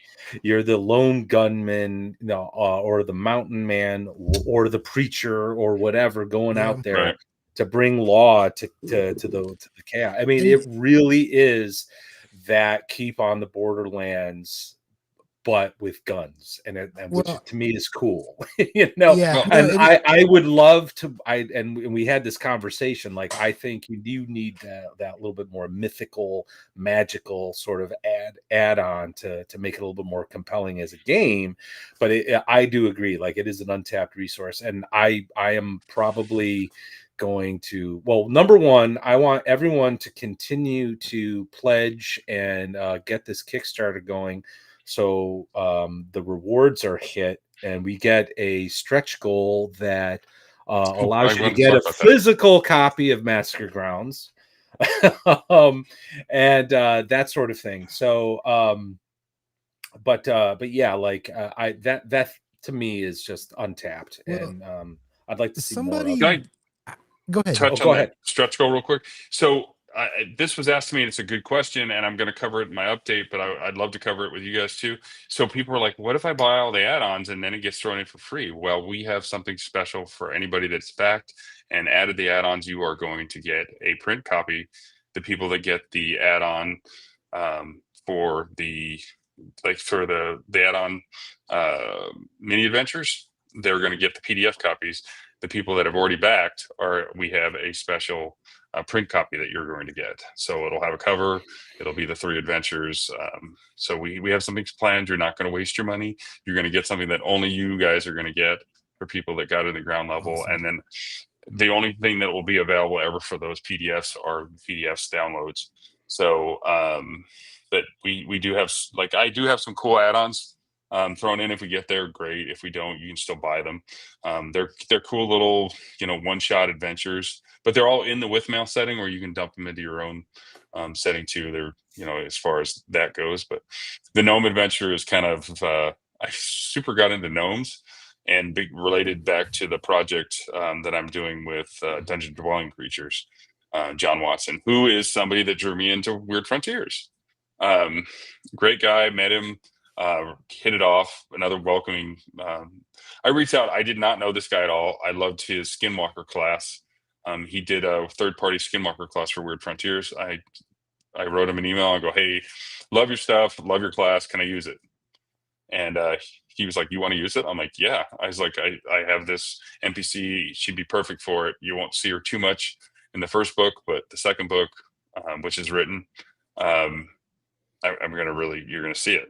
And he's like, cool, yeah, heck yeah, I'm just really want to use it. So, I mean, just that's the kind of culture, that you're involved in. So, Weird Frontiers, and so that's me tooting my own horn about that. Hey, get me to the stretch goals. You won't disappoint. You won't lose money, because I never treat anybody that backs you. I'm just so overjoyed that people want to buy my stuff. So I will over deliver. I will never under deliver. You're never gonna. I want your stuff in the mail as soon as I can get it in the mail. I'm not going to be one of those, like, 6 months, a year later, you finally get your book. If you go order the book, you'll get it within a few months. I got to get paid. There's a process that goes on with Kickstarter. It's not like the minute it ends, I can send you your book. That doesn't work like that. It takes about a month to get payment and all this other stuff. But it is a process, but we've got some cool stuff planned for people that have been with us on the ground floor. So yeah, don't pull your money worried that you're not going to get, you're going to pay for an adventure and people are going to get it for free. You're going to get a special edition on that. So we had that planned from the beginning. I also, if we got to the $6,000, which I don't think we're going to do, I actually had a fourth adventure that everybody was going to get, but I don't think we can get there. But hey, if you guys can get me there, get me there. I've got a cool gladiator adventure that I'm going to throw in. Throw your money at this guy. Hey, Yeah. So we typically somewhere around the 11 o'clock mark, we start no matter what you're trying to sell, we like to start asking about your game and the way your regular game, the way you run it. What's your sort of appendix and inspirations? You know what I mean? So while you were gone, I did ask him a few of those questions. Oh shit! I'm sorry, bro. My bad. No, you're good. Right. No, you're good. But I like the Appendix N because I didn't ask that. So I'm a firm believer that we all, as game masters, have our own Appendix N, right? The authors that inspire us to run our games, that inspire us when we come up with an idea for a game, for a session, for an NPC, that sort of thing. And it doesn't necessarily have to be an author. I mean, if you look at the Red Room, they're inspired by a lot of movies, right? Or I get inspired by music. Like I'll hear a song and I'll be like, that sounds like a great background music for this villain, or whatever. So what's your Appendix N, man? Like what gets you going? I love what is it, Richard Knack. He wrote all the books about in the Dragonlance setting, but in the Huma. Margaret and Tracy Hickman, all those guys, the Forgotten Realms books, Gygax, obviously, and another guy, John Flanagan, who wrote Ranger's Apprentice. My kids love those books. They introduced them to me, and so when I look at those things, it's like, okay, do I want to have characters that have personalities like all them? That's kind of, Gygax, I can't remember his books about the thief. I'm sorry, I would have had some of this prepared. No, it's fine. Like I know what you're talking about. The cover. Yes. He's dressed in black. I'm seeing it too. Yep. I can't remember either. But just a lot of things that people, everywhere from Robin Hood down to history stuff. I'm big into history, so if I write Old West stuff, like the Apache culture, for me, for Massacre Grounds, the Apache culture, the Pima Indian culture, the Maricopa, the Arizona is full of Old West history, Native American history. I just love that stuff, so I use it for inspirations. It's really cool to write stuff and take, so for the cave for Massacre Grounds, there are two different caves in Massacre Grounds. One you end up fighting. I call it the Bloody Cave. It was basically General Crook was ordered to. So General Sherman came and toured Arizona because it was lawless until 1912. So they sent Sherman in there after the Civil War and said they were people dressing up as Native Americans and stealing the U.S. Silver shipment going to the mint down by Tombstone. And then the Apaches ruled the superstitions. They couldn't get to any of the gold, any of the silver in the mountains. So General Crook was ordered to figure it out, which they did. They basically herded them all into a cave and then murdered every one of them. That's not a good story. So what I took is, for years, the bones were visible in the cave. And so that's a cave full of bones is a good writing point. So my story, General Crook has nothing to do with it. Of course, General Crook put it off, and his lieutenant acted on his own and did that on his own. But history is a good inspiration to start with. It's also something that you never want to happen again. So how do you write it different? But in my thing, the bones are littered in the cave. And then when you go into the cave, you see all these bones. And then, Chupacabras, which is a big Southwest monster, the boogeyman, comes and attacks you. You also see this portal that goes in and out. which is in Weird Frontiers. It's called the Near, but it kind of foreshadows into something that's coming later in the follow up adventures.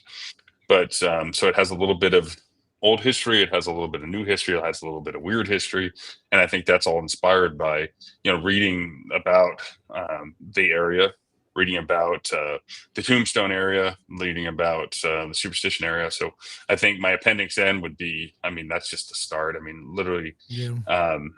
I love the stories. Uh, so, oh, uh, so the Texas Rangers, and then the not the baseball. Gary's excited now. He said Texas Rangers. I'm that Texas guy that you always want to avoid. Like I'm born here, gonna die here. In between, I'm gonna live here. You know what I mean? So one of the books, lots of folklore. One of the books, there's two different ones. It's Charles Siringo, and he was, I think he was a Pinkerton detective, and he was I think he was also a Texas Ranger. And then there's another one, James Gillette. That's the thing. You guys are putting me on the spot. I didn't prepare for this, but wonderful stories. Bass Reeves, his life story is better than fiction. You couldn't write that. I think the TV show, as much as they touched on it, and then it got kind of weird at the end. I don't know what they were trying to do, but it just kind of got weird. But wonderful. I grew up the Lone Ranger. The Lone Ranger. Yeah, me too. Me too. So yeah, man. Love the Lone Ranger. So again, huge old history buff. My youngest son is named Reed John De Micco. John Reed is the Lone Ranger. But so I flipped the names. But in my book, because it doesn't make sense that Tonto was the Lone Ranger's apprentice or sidekick. So in Massacre Grounds, you run into a Arizona Ranger, which didn't come until later on in history. But again, Arizona history, since the Civil War ends early, why wouldn't some of these programs? Because the laws, it kind of dies down a little bit. So I made an Arizona Ranger. So he is a Pima Indian, and his sidekick is a white kid that he adopted. So I flipped it, because that makes a whole lot more sense, because even in the Lone Ranger story, like Tonto they grew up together, and he kind of taught him the ways, but then he ends up being a sidekick, and which I'm fine with it. I don't have a political statement to make. It just doesn't make a lot of sense. It just, it would be flipped the other way. Kind of, there was like, remember that Green Hornet? What was it? The Green Hornet, where you had like Kato, who's obviously the badass, right? Yes. But the show's or Big Trouble in Little China, where the hero is definitely a side character, the star of the movie. Yeah. That is, and I think we always saw Lone Ranger that way. When I remember we would watch something science fiction, and the old man and my grandpa would be like, "Oh, that shit's all fake." But when you watch the Lone Ranger, I think as kids we were like, "That white dude, look how clean he is." You know what I mean? Oh, I know. I mean, even because like I when I was watching the Lone Ranger, I was like really little, but I always thought it was cool because he had the gun that could shoot so damn far and blah blah blah. But yeah, he was always clean. Yeah. No, and then I get a little older, a little bit more cynical, even as young and as a teenager. And then I watched Tombstone with Val Kilmer, right? Oh, yeah. And I'm like, that's the West. You know what I mean? That's the West. So that Tombstone would be a great motivational movie, but the John Wayne movies growing up, the Errol Flynn movies growing up, just watch King Arthur Errol books. Flynn, Robin Hood. Sorry. Yep. So no, it's all stuff that, like you were asking as far as inspiration, it's a lot of the stuff that you probably were inspired by also. So not so much Robin Hood, Prince of Thieves with Kevin Costner, although it was that's not my movie. Oh my God, it was good though. Movie so much. Mostly because of the music. Mostly because of the music. The music is so cheesy. Non-stop for like a year. Anyway, Brian Adams. Do you guys remember? Yeah, Brian Adams can eat a bag. Do you guys remember? We were probably pretty young when Showtime and HBO first started doing their own shows, I think it was Showtime had a Robin Hood show, and it was like this huge hit overseas. And then the Star went to do something because there's Oh, I essentially think I know two this. sort of Robin Hood legends, one where he's royalty, one where he's not. So anyway, if you guys are out there, I think it's on Tubi. It's good stuff, man. Um, Real quick, the Robin Hood thing, you were talking about the old movies. There is, I think it's Fred Astaire. There's like a Robin Hood, some sort of sword Fred Astaire movie. Greatest sword fight scene. Anyway, sorry, I'm such a geek. Matt likes No, everything dark, and I really like this sort of high flying adventure, swing right. from the chandelier, that kind of thing. So, And I um, I go both ways with that. It's I would love like high flying, but then I love like um Princess Bride. Like that's an inspirational movie. Like that is so off the wall. That is it's DCC at its beautiful. heart. It's Yes, just yes. beautiful and it's so but I love stuff like that. I love stuff that you can really get into, but I love dark aliens, Yeah. the movie that scared the everything out of me was Kid Gave Me Nightmares was The Thing with Kurt Oh Russell. shit. Oh, Russell, right? yeah. That, yeah, yeah, Yeah. yeah, yeah. Yep, Yep. Like yep. we had German shepherds. The German shepherd would come in the room at night. I'm, "Ah!" It's that in the Arctic. What's buried in the and Yep. still today we don't really know what's there. Like, why does nobody go there? Why can't we be there? And like all that stuff, so inspirational. I mean, honestly, guys, I could probably go on and on. Well, And and I that's go the into thing is, I think most people like you're talking about. Back in the day, it was all the fantasy novels and everything else, but there's so much more now. I mean, I think most people, the younger folks especially, I don't think go back to the books. I think their inspirations are going to be movies, it's going to be Yes. TV, and Yep. it is going to be from multiple genres. Somebody, I think it was Travis, said all D&D games are essentially westerns. And Mhm. and I think that's right. And I also think it has just something to do with the simplicity of these, not even stories. I own the land, bad man wants the land. There's people alone, they're being victimized. These are just very simple. Anyway, sorry. I No, because it's like when we got into Star Wars, and you get into The Mandalorian, and then the spin-offs that are just biding its time until The Mandalorian shows up. yeah, That's a Western. I mean, that's 100% a Western. It's like Boba Yeah. Fett was kind of okay, and then Mandalorian shows up, and then you're like, okay, this yep, is a great show now. Yeah, yeah, Um, yeah, yeah. Even like Andor is a little bit slower than I mean, it's more cerebral. But I also tell you that for young people, my 18-year-old who's going to school loves to read. I mean, so like when I work around the young people and I work around young people in the scouts, yeah, we see them all about electronics and all about movies and all about YouTube. But then we there's a bunch of them that do read too. So you're like, it's not dead. Print is not dead. Yeah. yeah. I think you use the generation everybody gets worried that it's going to go away. I don't think it's going to go away. But inspiration wise, yeah, there's a ton of stuff. I mean, I that just scratched the surface, and I could probably sit like my wife and I have probably 1,000 books in the house. Like, and maybe that like it's definitely quite a bit. Like every bookshelf we have is full, and I've encouraged my kids to read. There's a book, there's tons of stuff, and I'm trying to think of other things. King Arthur was one of the other, and the whole Knights of the Round Table were a big thing. The Greek Mm, gods or always be an inspiration. Rome, I'm Italian, so Rome, the Gladiator era. You go through history, yeah. you're like, okay, all this stuff is cool. Like, um, I just I'm a big fan of it. Like I really like going back and like researching history and being like, especially I think that's why the Old West really speaks to me, is because there's one, you're not in a space crowded by like let's face it, like for OSR, OSE, D&D, there's been some phenomenal authors that have written over the years. I mean, I got to meet Alan Hammock. I felt stupid because I was just like, I wanted to go up and just fanboy over him. I was sitting at breakfast with Merle Rasmussen. He writes the James Bond, Q manual. These people I grew up and I'm like, oh, like this book was a big part of my life. So if you want to crowd into that space and be like, okay, I'm going to be the next, um, Gary Gygax, or I'm going to be the next Tracy Hickman, or I'm going to be the next. it's tough. Yeah. But I also know that I have a bunch of experience on horses, and like David, every once in a while, I'll reach out and be like, well, how does this work? Because I was like, your Tommy Knocker can't ride a horse.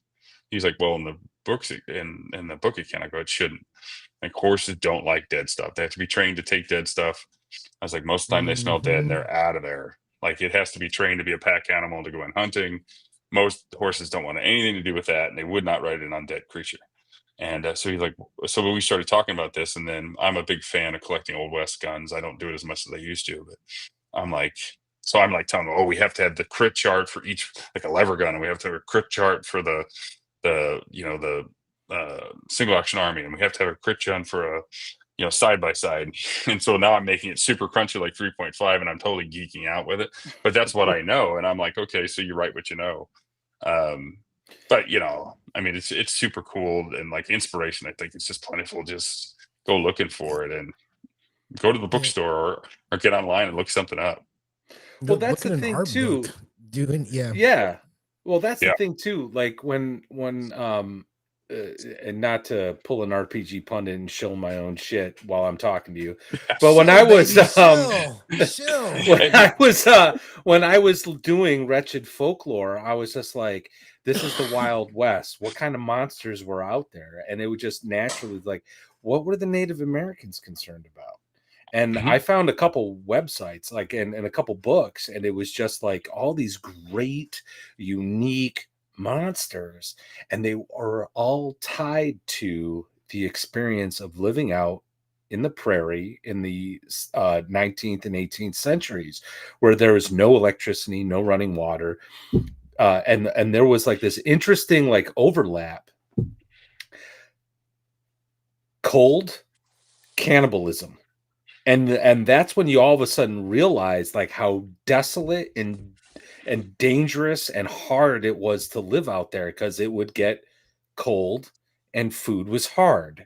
And the Right. Native Americans would tell these stories like, don't you be eating your neighbor or you'll become the Wendigo, you know what I mean? Like, and so like all these really interesting, you learn so much just from folklore. And then from translating that myth to gaming, and then you think about like what the Appendix N authors influenced Gary Gygax, and like, and that all of a sudden D&D like makes sense, like why they did what they did and why the monsters are who they are. So Yeah. anyway, Yeah. And a lot that's of why that we that asked this question, like what's your Appendix N, man? Like what is like yeah. your thing? It's huge. I mean, honestly, I'm all over the place. I'm really a big history buff. I'm going to mention too that you haven't got a chance to read Massacre Ground yet. I know if you ordered a copy of it, I'm thrilled. You're going to love it because I actually translated the Pima language and the Apache language in the book. I think I did a pretty good job. I'm not a linguist, but if you really wanted to get absorbed in it, and I put the pronunciations in there, and I truly did try to do my best. I'm not a linguist, but I really wanted it to give a feel. So as a judge, if you want to ignore that, just run it. And the guy's name is Dark Lightning. You want to call him Dark Lightning, that's fine. But if you want to say it the Apache way, I give you the way to say it, and it's super cool. So the bear is the lion is the Naimita. The wolf that they can ride is the Hataquilla, and the bear is, I can't think of it right off the top of my head, but I actually give you the real names for them. And because I really wanted to get absorbed in it, I spent a lot of time doing it, probably too much time to make it worthwhile, but I just had fun with it. But you know what though? It's like at the end of the day, I mean, like we talk about this thing and crunchy versus light, rules light, blah blah blah, and we talk about like earlier we were talking about players who are like looking for like the bonuses, and I just want to roll the 16, blah blah blah. But once they start thinking in terms of problem solving in their mind, in their imagination, and I agree with Venger Satanis on this. The goal is immersion. This is what makes it fun. Like you're there. Yes, you're sitting at the table rolling your dice with your friends, and you got your Cheetos and your Mountain Dew or your beer or whatever the heck it is that you're doing. You're drinking and eating, but for the briefest of moments, like you're there, right? And when you have an author willing to dive in and do what you're talking about and providing that, just it's a subtle thing and it's so simple, but it means so much at the gaming table because it allows for that immersion to happen. Like, yes, I'm fighting Aglamibu, this fucking god, frog god creature that the natives Americans were afraid of. I'm fighting Anawane. Like all that stuff is awesome. So I think it's important. I think it's important. Yeah, so I mean, Well, when you and do start working off that, inspiration is right there. And I totally cut you off, Gary. I apologize. I'm that's gonna fine. Go shut ahead. up. Go ahead. No, no, No, no. when you I was. no, go ahead. But no, Gary, go ahead. It's your show. No, all I was gonna say is, and it's unimportant, but the little details. There's a lot of things that people will do that the consumer, the person who uses your game, will never know that you put that thought into it. But that one extra line in the description can really mean everything. So that I Yes. think that work is what it's that type of work that sets apart good from great. And that's what we're looking for, Well, right? and that's the great thing about the RPG history. Like I met Jen and Zach Glazer at a Crit Hit, which is going on here. If you're in Arizona, go to Crit Hit. I'm in Tucson right now. I'm not going to be able to go. It's run in Mesa on Alma School in the 60. I'm going to give them their pump. It's run by Jim and Crystal. Great little con run at the Hilton Hotel right there. Go. I met Jen and Zach Glazer there last year. I'd met them at uh, North Texas, and they were so kind to me. And I sat down. They introduced me to Skeeter Green, who I also met at North Texas. And I sat down. I had my book ready to go for them, and they flipped into the book. They were like, "You really love this," and I'm like, "Well, how can you tell?" And they're like, "Look at your book."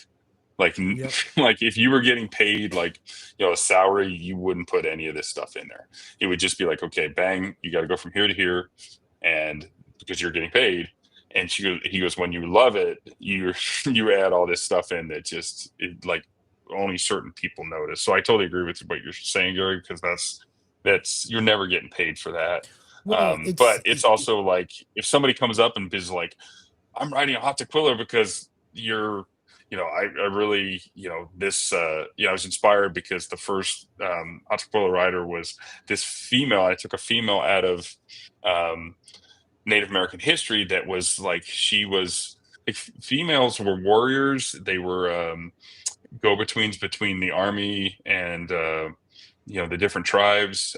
So they were negotiators. They were so I took several examples and made this character. And you'll see her more in the follow-up to Massacre Grounds. But yeah, it's basically pulled out of history where she's a warrior, she's a diplomat. She doesn't have any superpowers. She just, she got along with people and she knew how to kind of make peace, which I thought was very interesting. And then she's kind of a badass warrior too, I guess. So yeah, she rides a giant wolf. Well, that kind of makes you a little more badass. But yeah, it was just cool, and that was all inspired by like historical stuff. Not the wolf part. The wolf part is all me and my fantasies. It's funny because in the second book you get to see the guy that rides the bear too. So I'm like, that's in there too. So but yeah, because that's I grew up watching Grizzly Adams, and you're like, Grizzly Adams has a bear. He has all these things. I don't think he ever rode the bear though. It's like, did you live in my neighborhood, man? Because everything you're saying, Yeah, it's like, oh, like I was in the blue trailer, third from the last. yeah. No, but you know what? We grew up in an era where there was 4 or 5 channels, and then when cable hit, everybody watched the same stuff. You watched Yep. BJ and the Bear. You watched Grizzly Adams. You watched Adam West Batman. You watched Stone Ranger. You watched. I also think a big difference is when we were kids, and maybe this is just the people I knew or whatever, but families I think lived closer together, and you spent a lot of time with like an aunt or an uncle, or in my case it was grandparents.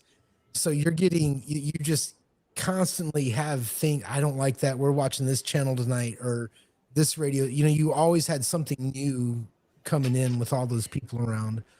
So, but I was going to say earlier, you were talking about Western inspiration, and I love that genre.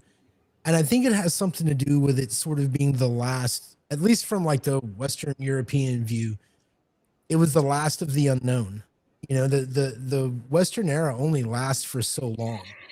But if you think about it, up until a certain point, you could always leave civilization. You had these restless young men who would go to sea, or they would travel to the east, or they would do, there was all of these places to discover. And I think the old west is, that's really it. You know, it's this 1,500, 2,000 mile, you know, sort of stretch of place. Yeah. And that was the last of it, where you were free to be as evil or as lawful as you wanted. And I think Yeah. that's kind of the appeal to that.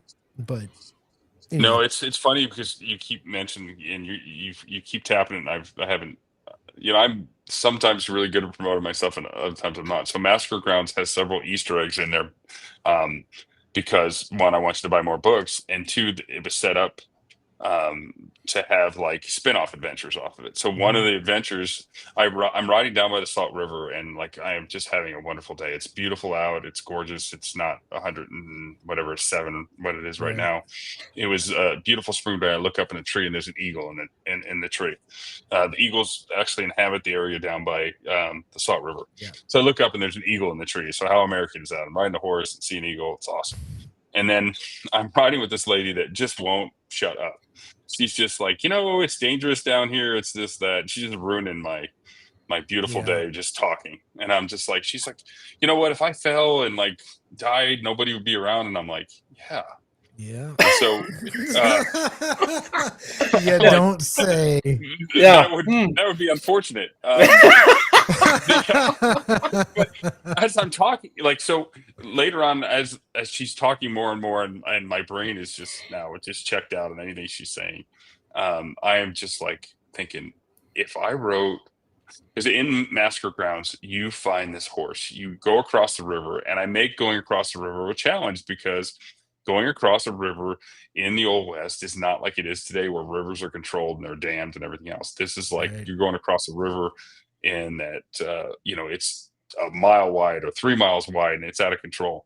So you get across the river, and you find this a horse that is obviously somebody's horse, but it's been abandoned, and it's obviously a thing. And then it's got a saddle on, it's got saddlebags. So you look in the thing, and you find this letter, and you find this letter from Margaret to James, and she's like, I hope my dad's lever action rifle, sees you through. Please gain, find gold and gain your fortune quickly, and come back and marry me. In there, but James is nowhere to be found. You can look for him all in the book. He's not in there. It's an Easter egg for something I had planned, and this was that massacre. This is the Salt River serial killer adventure that was based off of this lady that just would not shut up. And she was like, "What if someone killed us out here? We just nobody'd ever find you." And I'm like, "Yep, that's exactly what's going to happen." I mean, what might happen in my book. But, so yeah, the whole spinoff of that is the Salt River serial killer. So I wrote this adventure, like this whole, you are in the 1865, you are, this creature that was touched by the 7 days of night, just starts, hearing these gods speak to him, these evil gods. And he's like, how do I make them stop? And he finds out that he kind of wanders the desert, and then wanders into this frontier, homestead, and ends up killing everybody in there. And he realizes the gods get quiet for a second. And then he's like, wait a minute.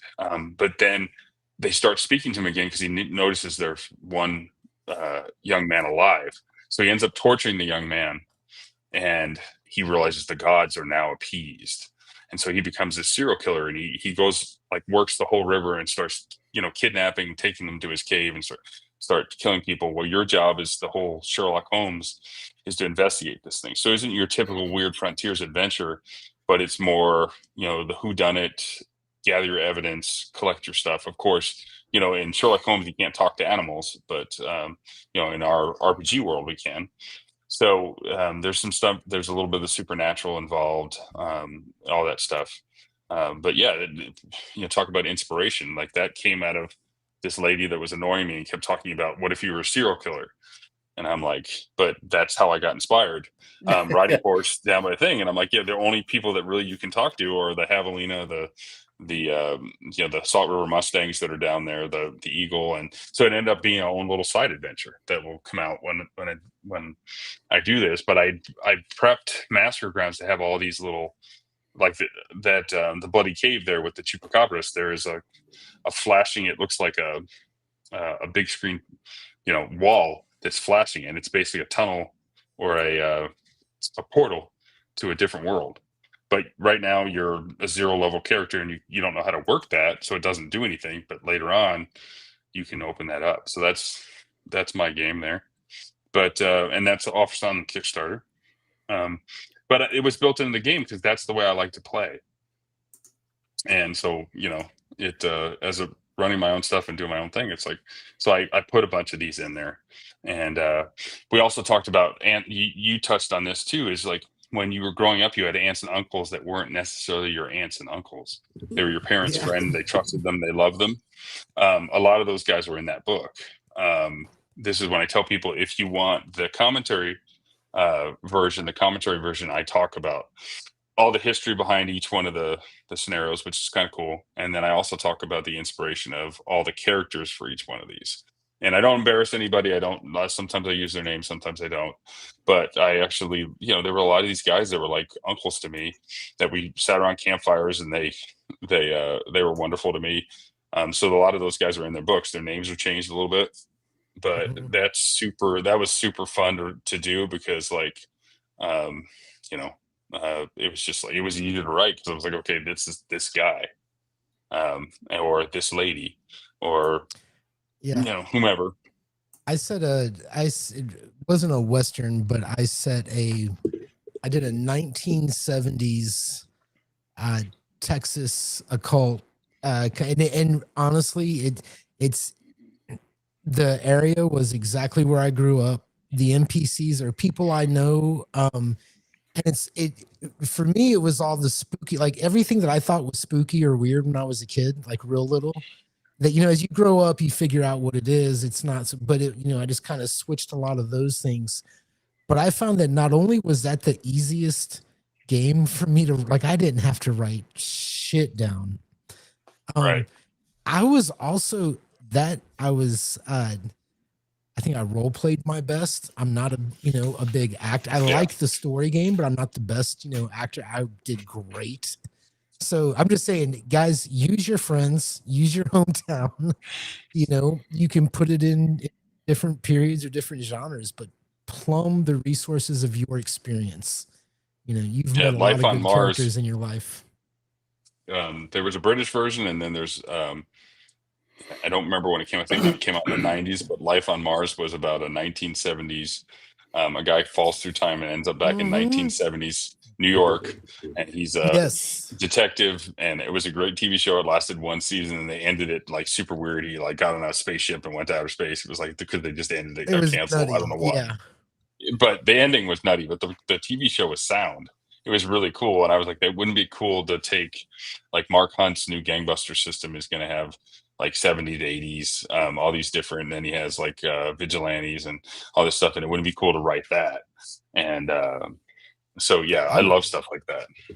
I think I like modern games. I don't know that I've really cracked the code on how to run a great one, Yeah, because they're hit or miss, right? It's not location based, it's NPC based, or sometimes, it's this whole kind of thing. But I'd love to see 1920s gangster shit. I'd love to see a gangster game sort of, where you can grab territory and shit for any time period, Goodfellas and back. But yeah. Well, Mark Hunt has got Gangbusters BX coming out, and it's with Wizard Tower. I'm doing an adventure for it. I think you don't really have to much look farther than that. It's the old BX word, Gangbusters that was around forever. There was Gangbusters, then he came out with Gangbusters BX. He's just redone it, added a whole bunch of stuff to it. Mark is a wonderful person. I think with Wizard Tower, he's really going to be able to put his stuff out there. They're having a little production hiccup with paper and this and that, so some of the right, stuff is a little bit is trickling out in the last couple of months. But he's coming out with obviously the Gangbusters, so the Roaring Twenties. You're going to be able to do that scenario. He came out with Rock Junction. Like, the setting book is coming out. He's got a PD book. He's got a '80s like Miami Vice thing, Mm, like homage thing. He's got the Vigilantes, so with That's cool. the Lone Ranger thing coming out. He's got all these side books to come out. And then for the guy that hates funnels, or is he actually has a funnel that he sent me a test copy for. I haven't got a chance to run it yet. He's got a bunch of cool material too, like kind of an occult, and then he's got like all this stuff. So I'm really interested to see when all that setting comes out. I've got a little bit of sneak preview from Mark, but I'm excited to play it. And then the whole Miami Vice thing. Think about growing up, like if you could be Crockett and Tubbs, like screaming 100 miles Oh, down the road in a a Ferrari Spider, and Lamborghini or a Ferrari yeah, with a sawed-off shotgun in your lap and some hot chick waiting for you back on your yacht. yeah, What yeah, detective has a yacht? God damn, I still love that yeah, show, man. yeah. I was In a fact, detective in Mason. We had none of those things.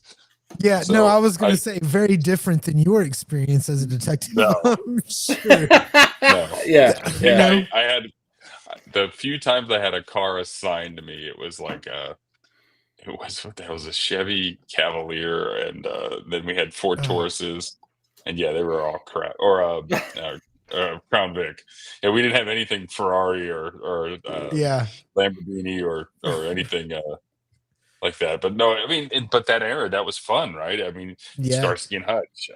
Well, You know, uh, that I feel like the era, and I don't want to say necessarily before cell phones, but it does seem, I'd almost want to say like before 9/11, not to be crazy, but that, there were some key defining moments that have really changed the world when we were, well, when I was, late 20s, 30s or whatever. And I think that yeah, it is easier to set adventures prior to that for the technological reason, and because there was a pretty good period of time where you really, as a regular person, didn't have to concern yourself with world events, you no, know, it's in Yeah. whereas, everybody you know, didn't know everything, and all the information right. wasn't at your fingertips. I mean, there is something there though, because I see the kids when they do it, and they use social media, and they use their phones, and they use their other things. It's just if a modern game would have your phone involved, like you It, would send out like alerts on your like okay, so you would make it more real instead of handing a handout. It's like you're going to shoot them stuff like on their phone, but they would play in their phone like they're their character, and it maybe not be what I want, but it's what they right. want. Like I watch my son play his games. So my son grew up with me playing, and I used to run the games. And then all of a sudden, he's like, "Yeah, Dad, I'm gonna run my own game." So I'm super happy because I'm like, thinking, "Okay, I get to play, and he's gonna run it." And he's like, "Oh, and by the way, it's just gonna be me and my friends." And I'm like, and my wife is like, "Come here," and she like pulled me off to the side. And I'm like, "Just pull it out."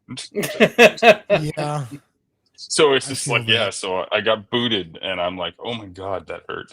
But it's part of him growing up. He wants to do his own thing, and Yeah. listen and watch them play all these different genres, and there's something there. It might not be something that we, are super attracted by, but, that's what I tell people when they get upset about, D&D 2024. What do they call that system? Yeah, 5.5 or whatever. It's Right. like, let them have their system. If it works and it brings people to play, let them have it. I Yeah. mean, if they sit around It's the a table fair and they take. It's a fair take, and I if they agree. wanna And it's yeah, it's just it is what it is.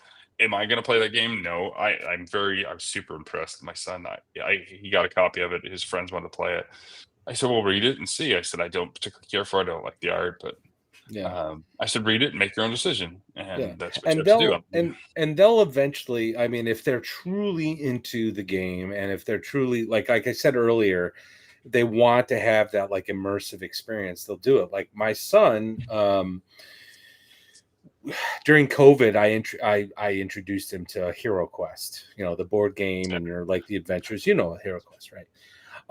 And he loved it, and I used that because he was home, as a way of like teaching him math and various other Yeah. things. And then fast forward a couple years, I start playing Shadow Dark with him, and just about a year ago, 6 months, 9 months, year ago, something like that, I go, "Hey man, do you want to play some Hero Quest? Because I got all these Hero Quest things." And he goes, "Hero Quest sucks, Dad." I'm like, "What?" He's like, "Hero Quest, you're like on this little thing on this board, and you're just stuck doing all these things. With Shadow Dark, I can do whatever I want." And I was like, based. My son is based. Like he I get it. understands the OSR He understands. He gets it. So, So I like, had a if 2024 D&D 2024 gets him into the hobby, like, I'm not a fan of it, and whatever. I agree with you. If it gets them into the hobby and they're willing to look to the older style play, awesome. It's a I'm not funnel. going to begrudge anybody. Bringing it back to the beginning as we're at the end of our time. It's a funnel. Oh. These It's new a funnel. kids Yes. are. Oh shit. Yeah, it These is. new kids are going to get Yep. into the, flashy games, and if they get a taste and they like it, some of those games are not going to be for them very long, and they're going to go hunting. Yep. I think they're going to find Shadow Dark. I think they're going to find DCC. I think they're going to find Axe 2. Yeah. And when they become 18 plus, they'll find Lamentations. And when they're of appropriate age, they will find Yes. Lamentations. Hey, Matt, it's been a great talk. Congratulations on your successful Kickstarter. Yes, indeed. Hey, Thanks you. for coming on. I will remember that when the AI conversation comes up. Yeah, holler at me. You're on team Yeah, good guy. absolutely. Yeah. I'll give you a call. Sorry. Anyway, what else we got, man? What else we got? Do we know who's on next week? Well, happening? actually, I wanted to take a few minutes here before we sign off. I have absolutely no idea what's going to happen in the next couple of weeks on this channel. Nice. And I mean that in a good way. North Texas Con was a game changer for my channel, for my budding career in this industry. We've met so many great people, Matt being one of them. And we want to have you on this. We want to have all of you on this channel. So Gary, Brian, and I are going to have a little discussion in the next couple of days here. We have a list. We want you on. We want to talk about the things that you're interested in. We want to talk about you. We want to talk about what you're creating. So I have no idea. Creator who I had to say, man, we have the greatest problem ever. We have a lot of people lined up. Yeah. It's a great problem to have. And so all I can tell you is we will be back at our normal scheduled programming time Friday nights at 11 p.m. Eastern Standard, 10 Central. Matt, I think that's like 9 Central for you, or 9 Mountain Time, whatever it is. Yeah, we're Arizona time. We don't change. So that's right. You're weird. Texas came so close this year. We came so close, but instead they made pot illegal again. God damn it. Anyway. So anyway, please tune in next Friday night. Next Friday, 11 p.m. Eastern Central, Eastern Standard, 10 Central. But until then, our watch has ended. Matt's Kickstarter is still going, 4 days. Check it out. Link is in the description. Please like and subscribe and pledge. And let's get Port Mirror. Hey, not just before you out play there. that music, What did I one thing forget? we didn't talk about, guys? We hit 1,000 subs. This week. Oh my god! I can't believe I forgot. And yes, to be a small show that is covering a niche of a larger niche industry. I know there's a lot of guys out there that are they've got bigger numbers and they're doing things. Me and Matt really like talking to each other. We'd be doing this whether or not we had 1,000 people around. This is an excuse for me to find new players, and some of you guys in the chat are my players, for us to meet people that we like in the industry. And just thanks a lot. I thought it seems small, but it means a lot to Matt and I. So thank you. Yeah, Gary, thanks for reminding me. I actually had it written down on a reminder post-it note that I completely ignored because I was too busy getting involved in this conversation. Yeah, and drinking. I've been celebrating the successful Kickstarter. But no, I want to give a shout out to Diversity and Dragons and his buddies Crazy Mouse and Rogan. They did a shout out of this channel and a video I made for Travis Faber's Full Metal Tilt. And that got us over the finish line and then some. Like we had like 25, 30, 40 subs within a few days, awesome. Thanks to Diversity and Dragons. So I just want to say I met Double D and his wife at VentureCon last year. Great people, wonderful people, awesome to game with. If you don't know Double D, you should if you know me. But if you don't, go check out Diversity and Dragons, great channel. And he's a guy who really embraces the hobby, the industry, and respects small creators like myself and Gary. And he's just an all-around great guy. And so please go check him out. If you don't know who he is, like and subscribe. And while you're at it, like and subscribe this channel. But other than that, I think our watch has ended. Matt, thank you so much for being here. Oh, thanks for having me, guys. Congratulations on your Kickstarter. Wish you the best of luck on all your future endeavors. And you are always welcome to come back on for your next project. We'll happily talk to you about it. So thank you. All right. I appreciate it. Guys, take it easy. Enjoy the rest of your weekend. We are out.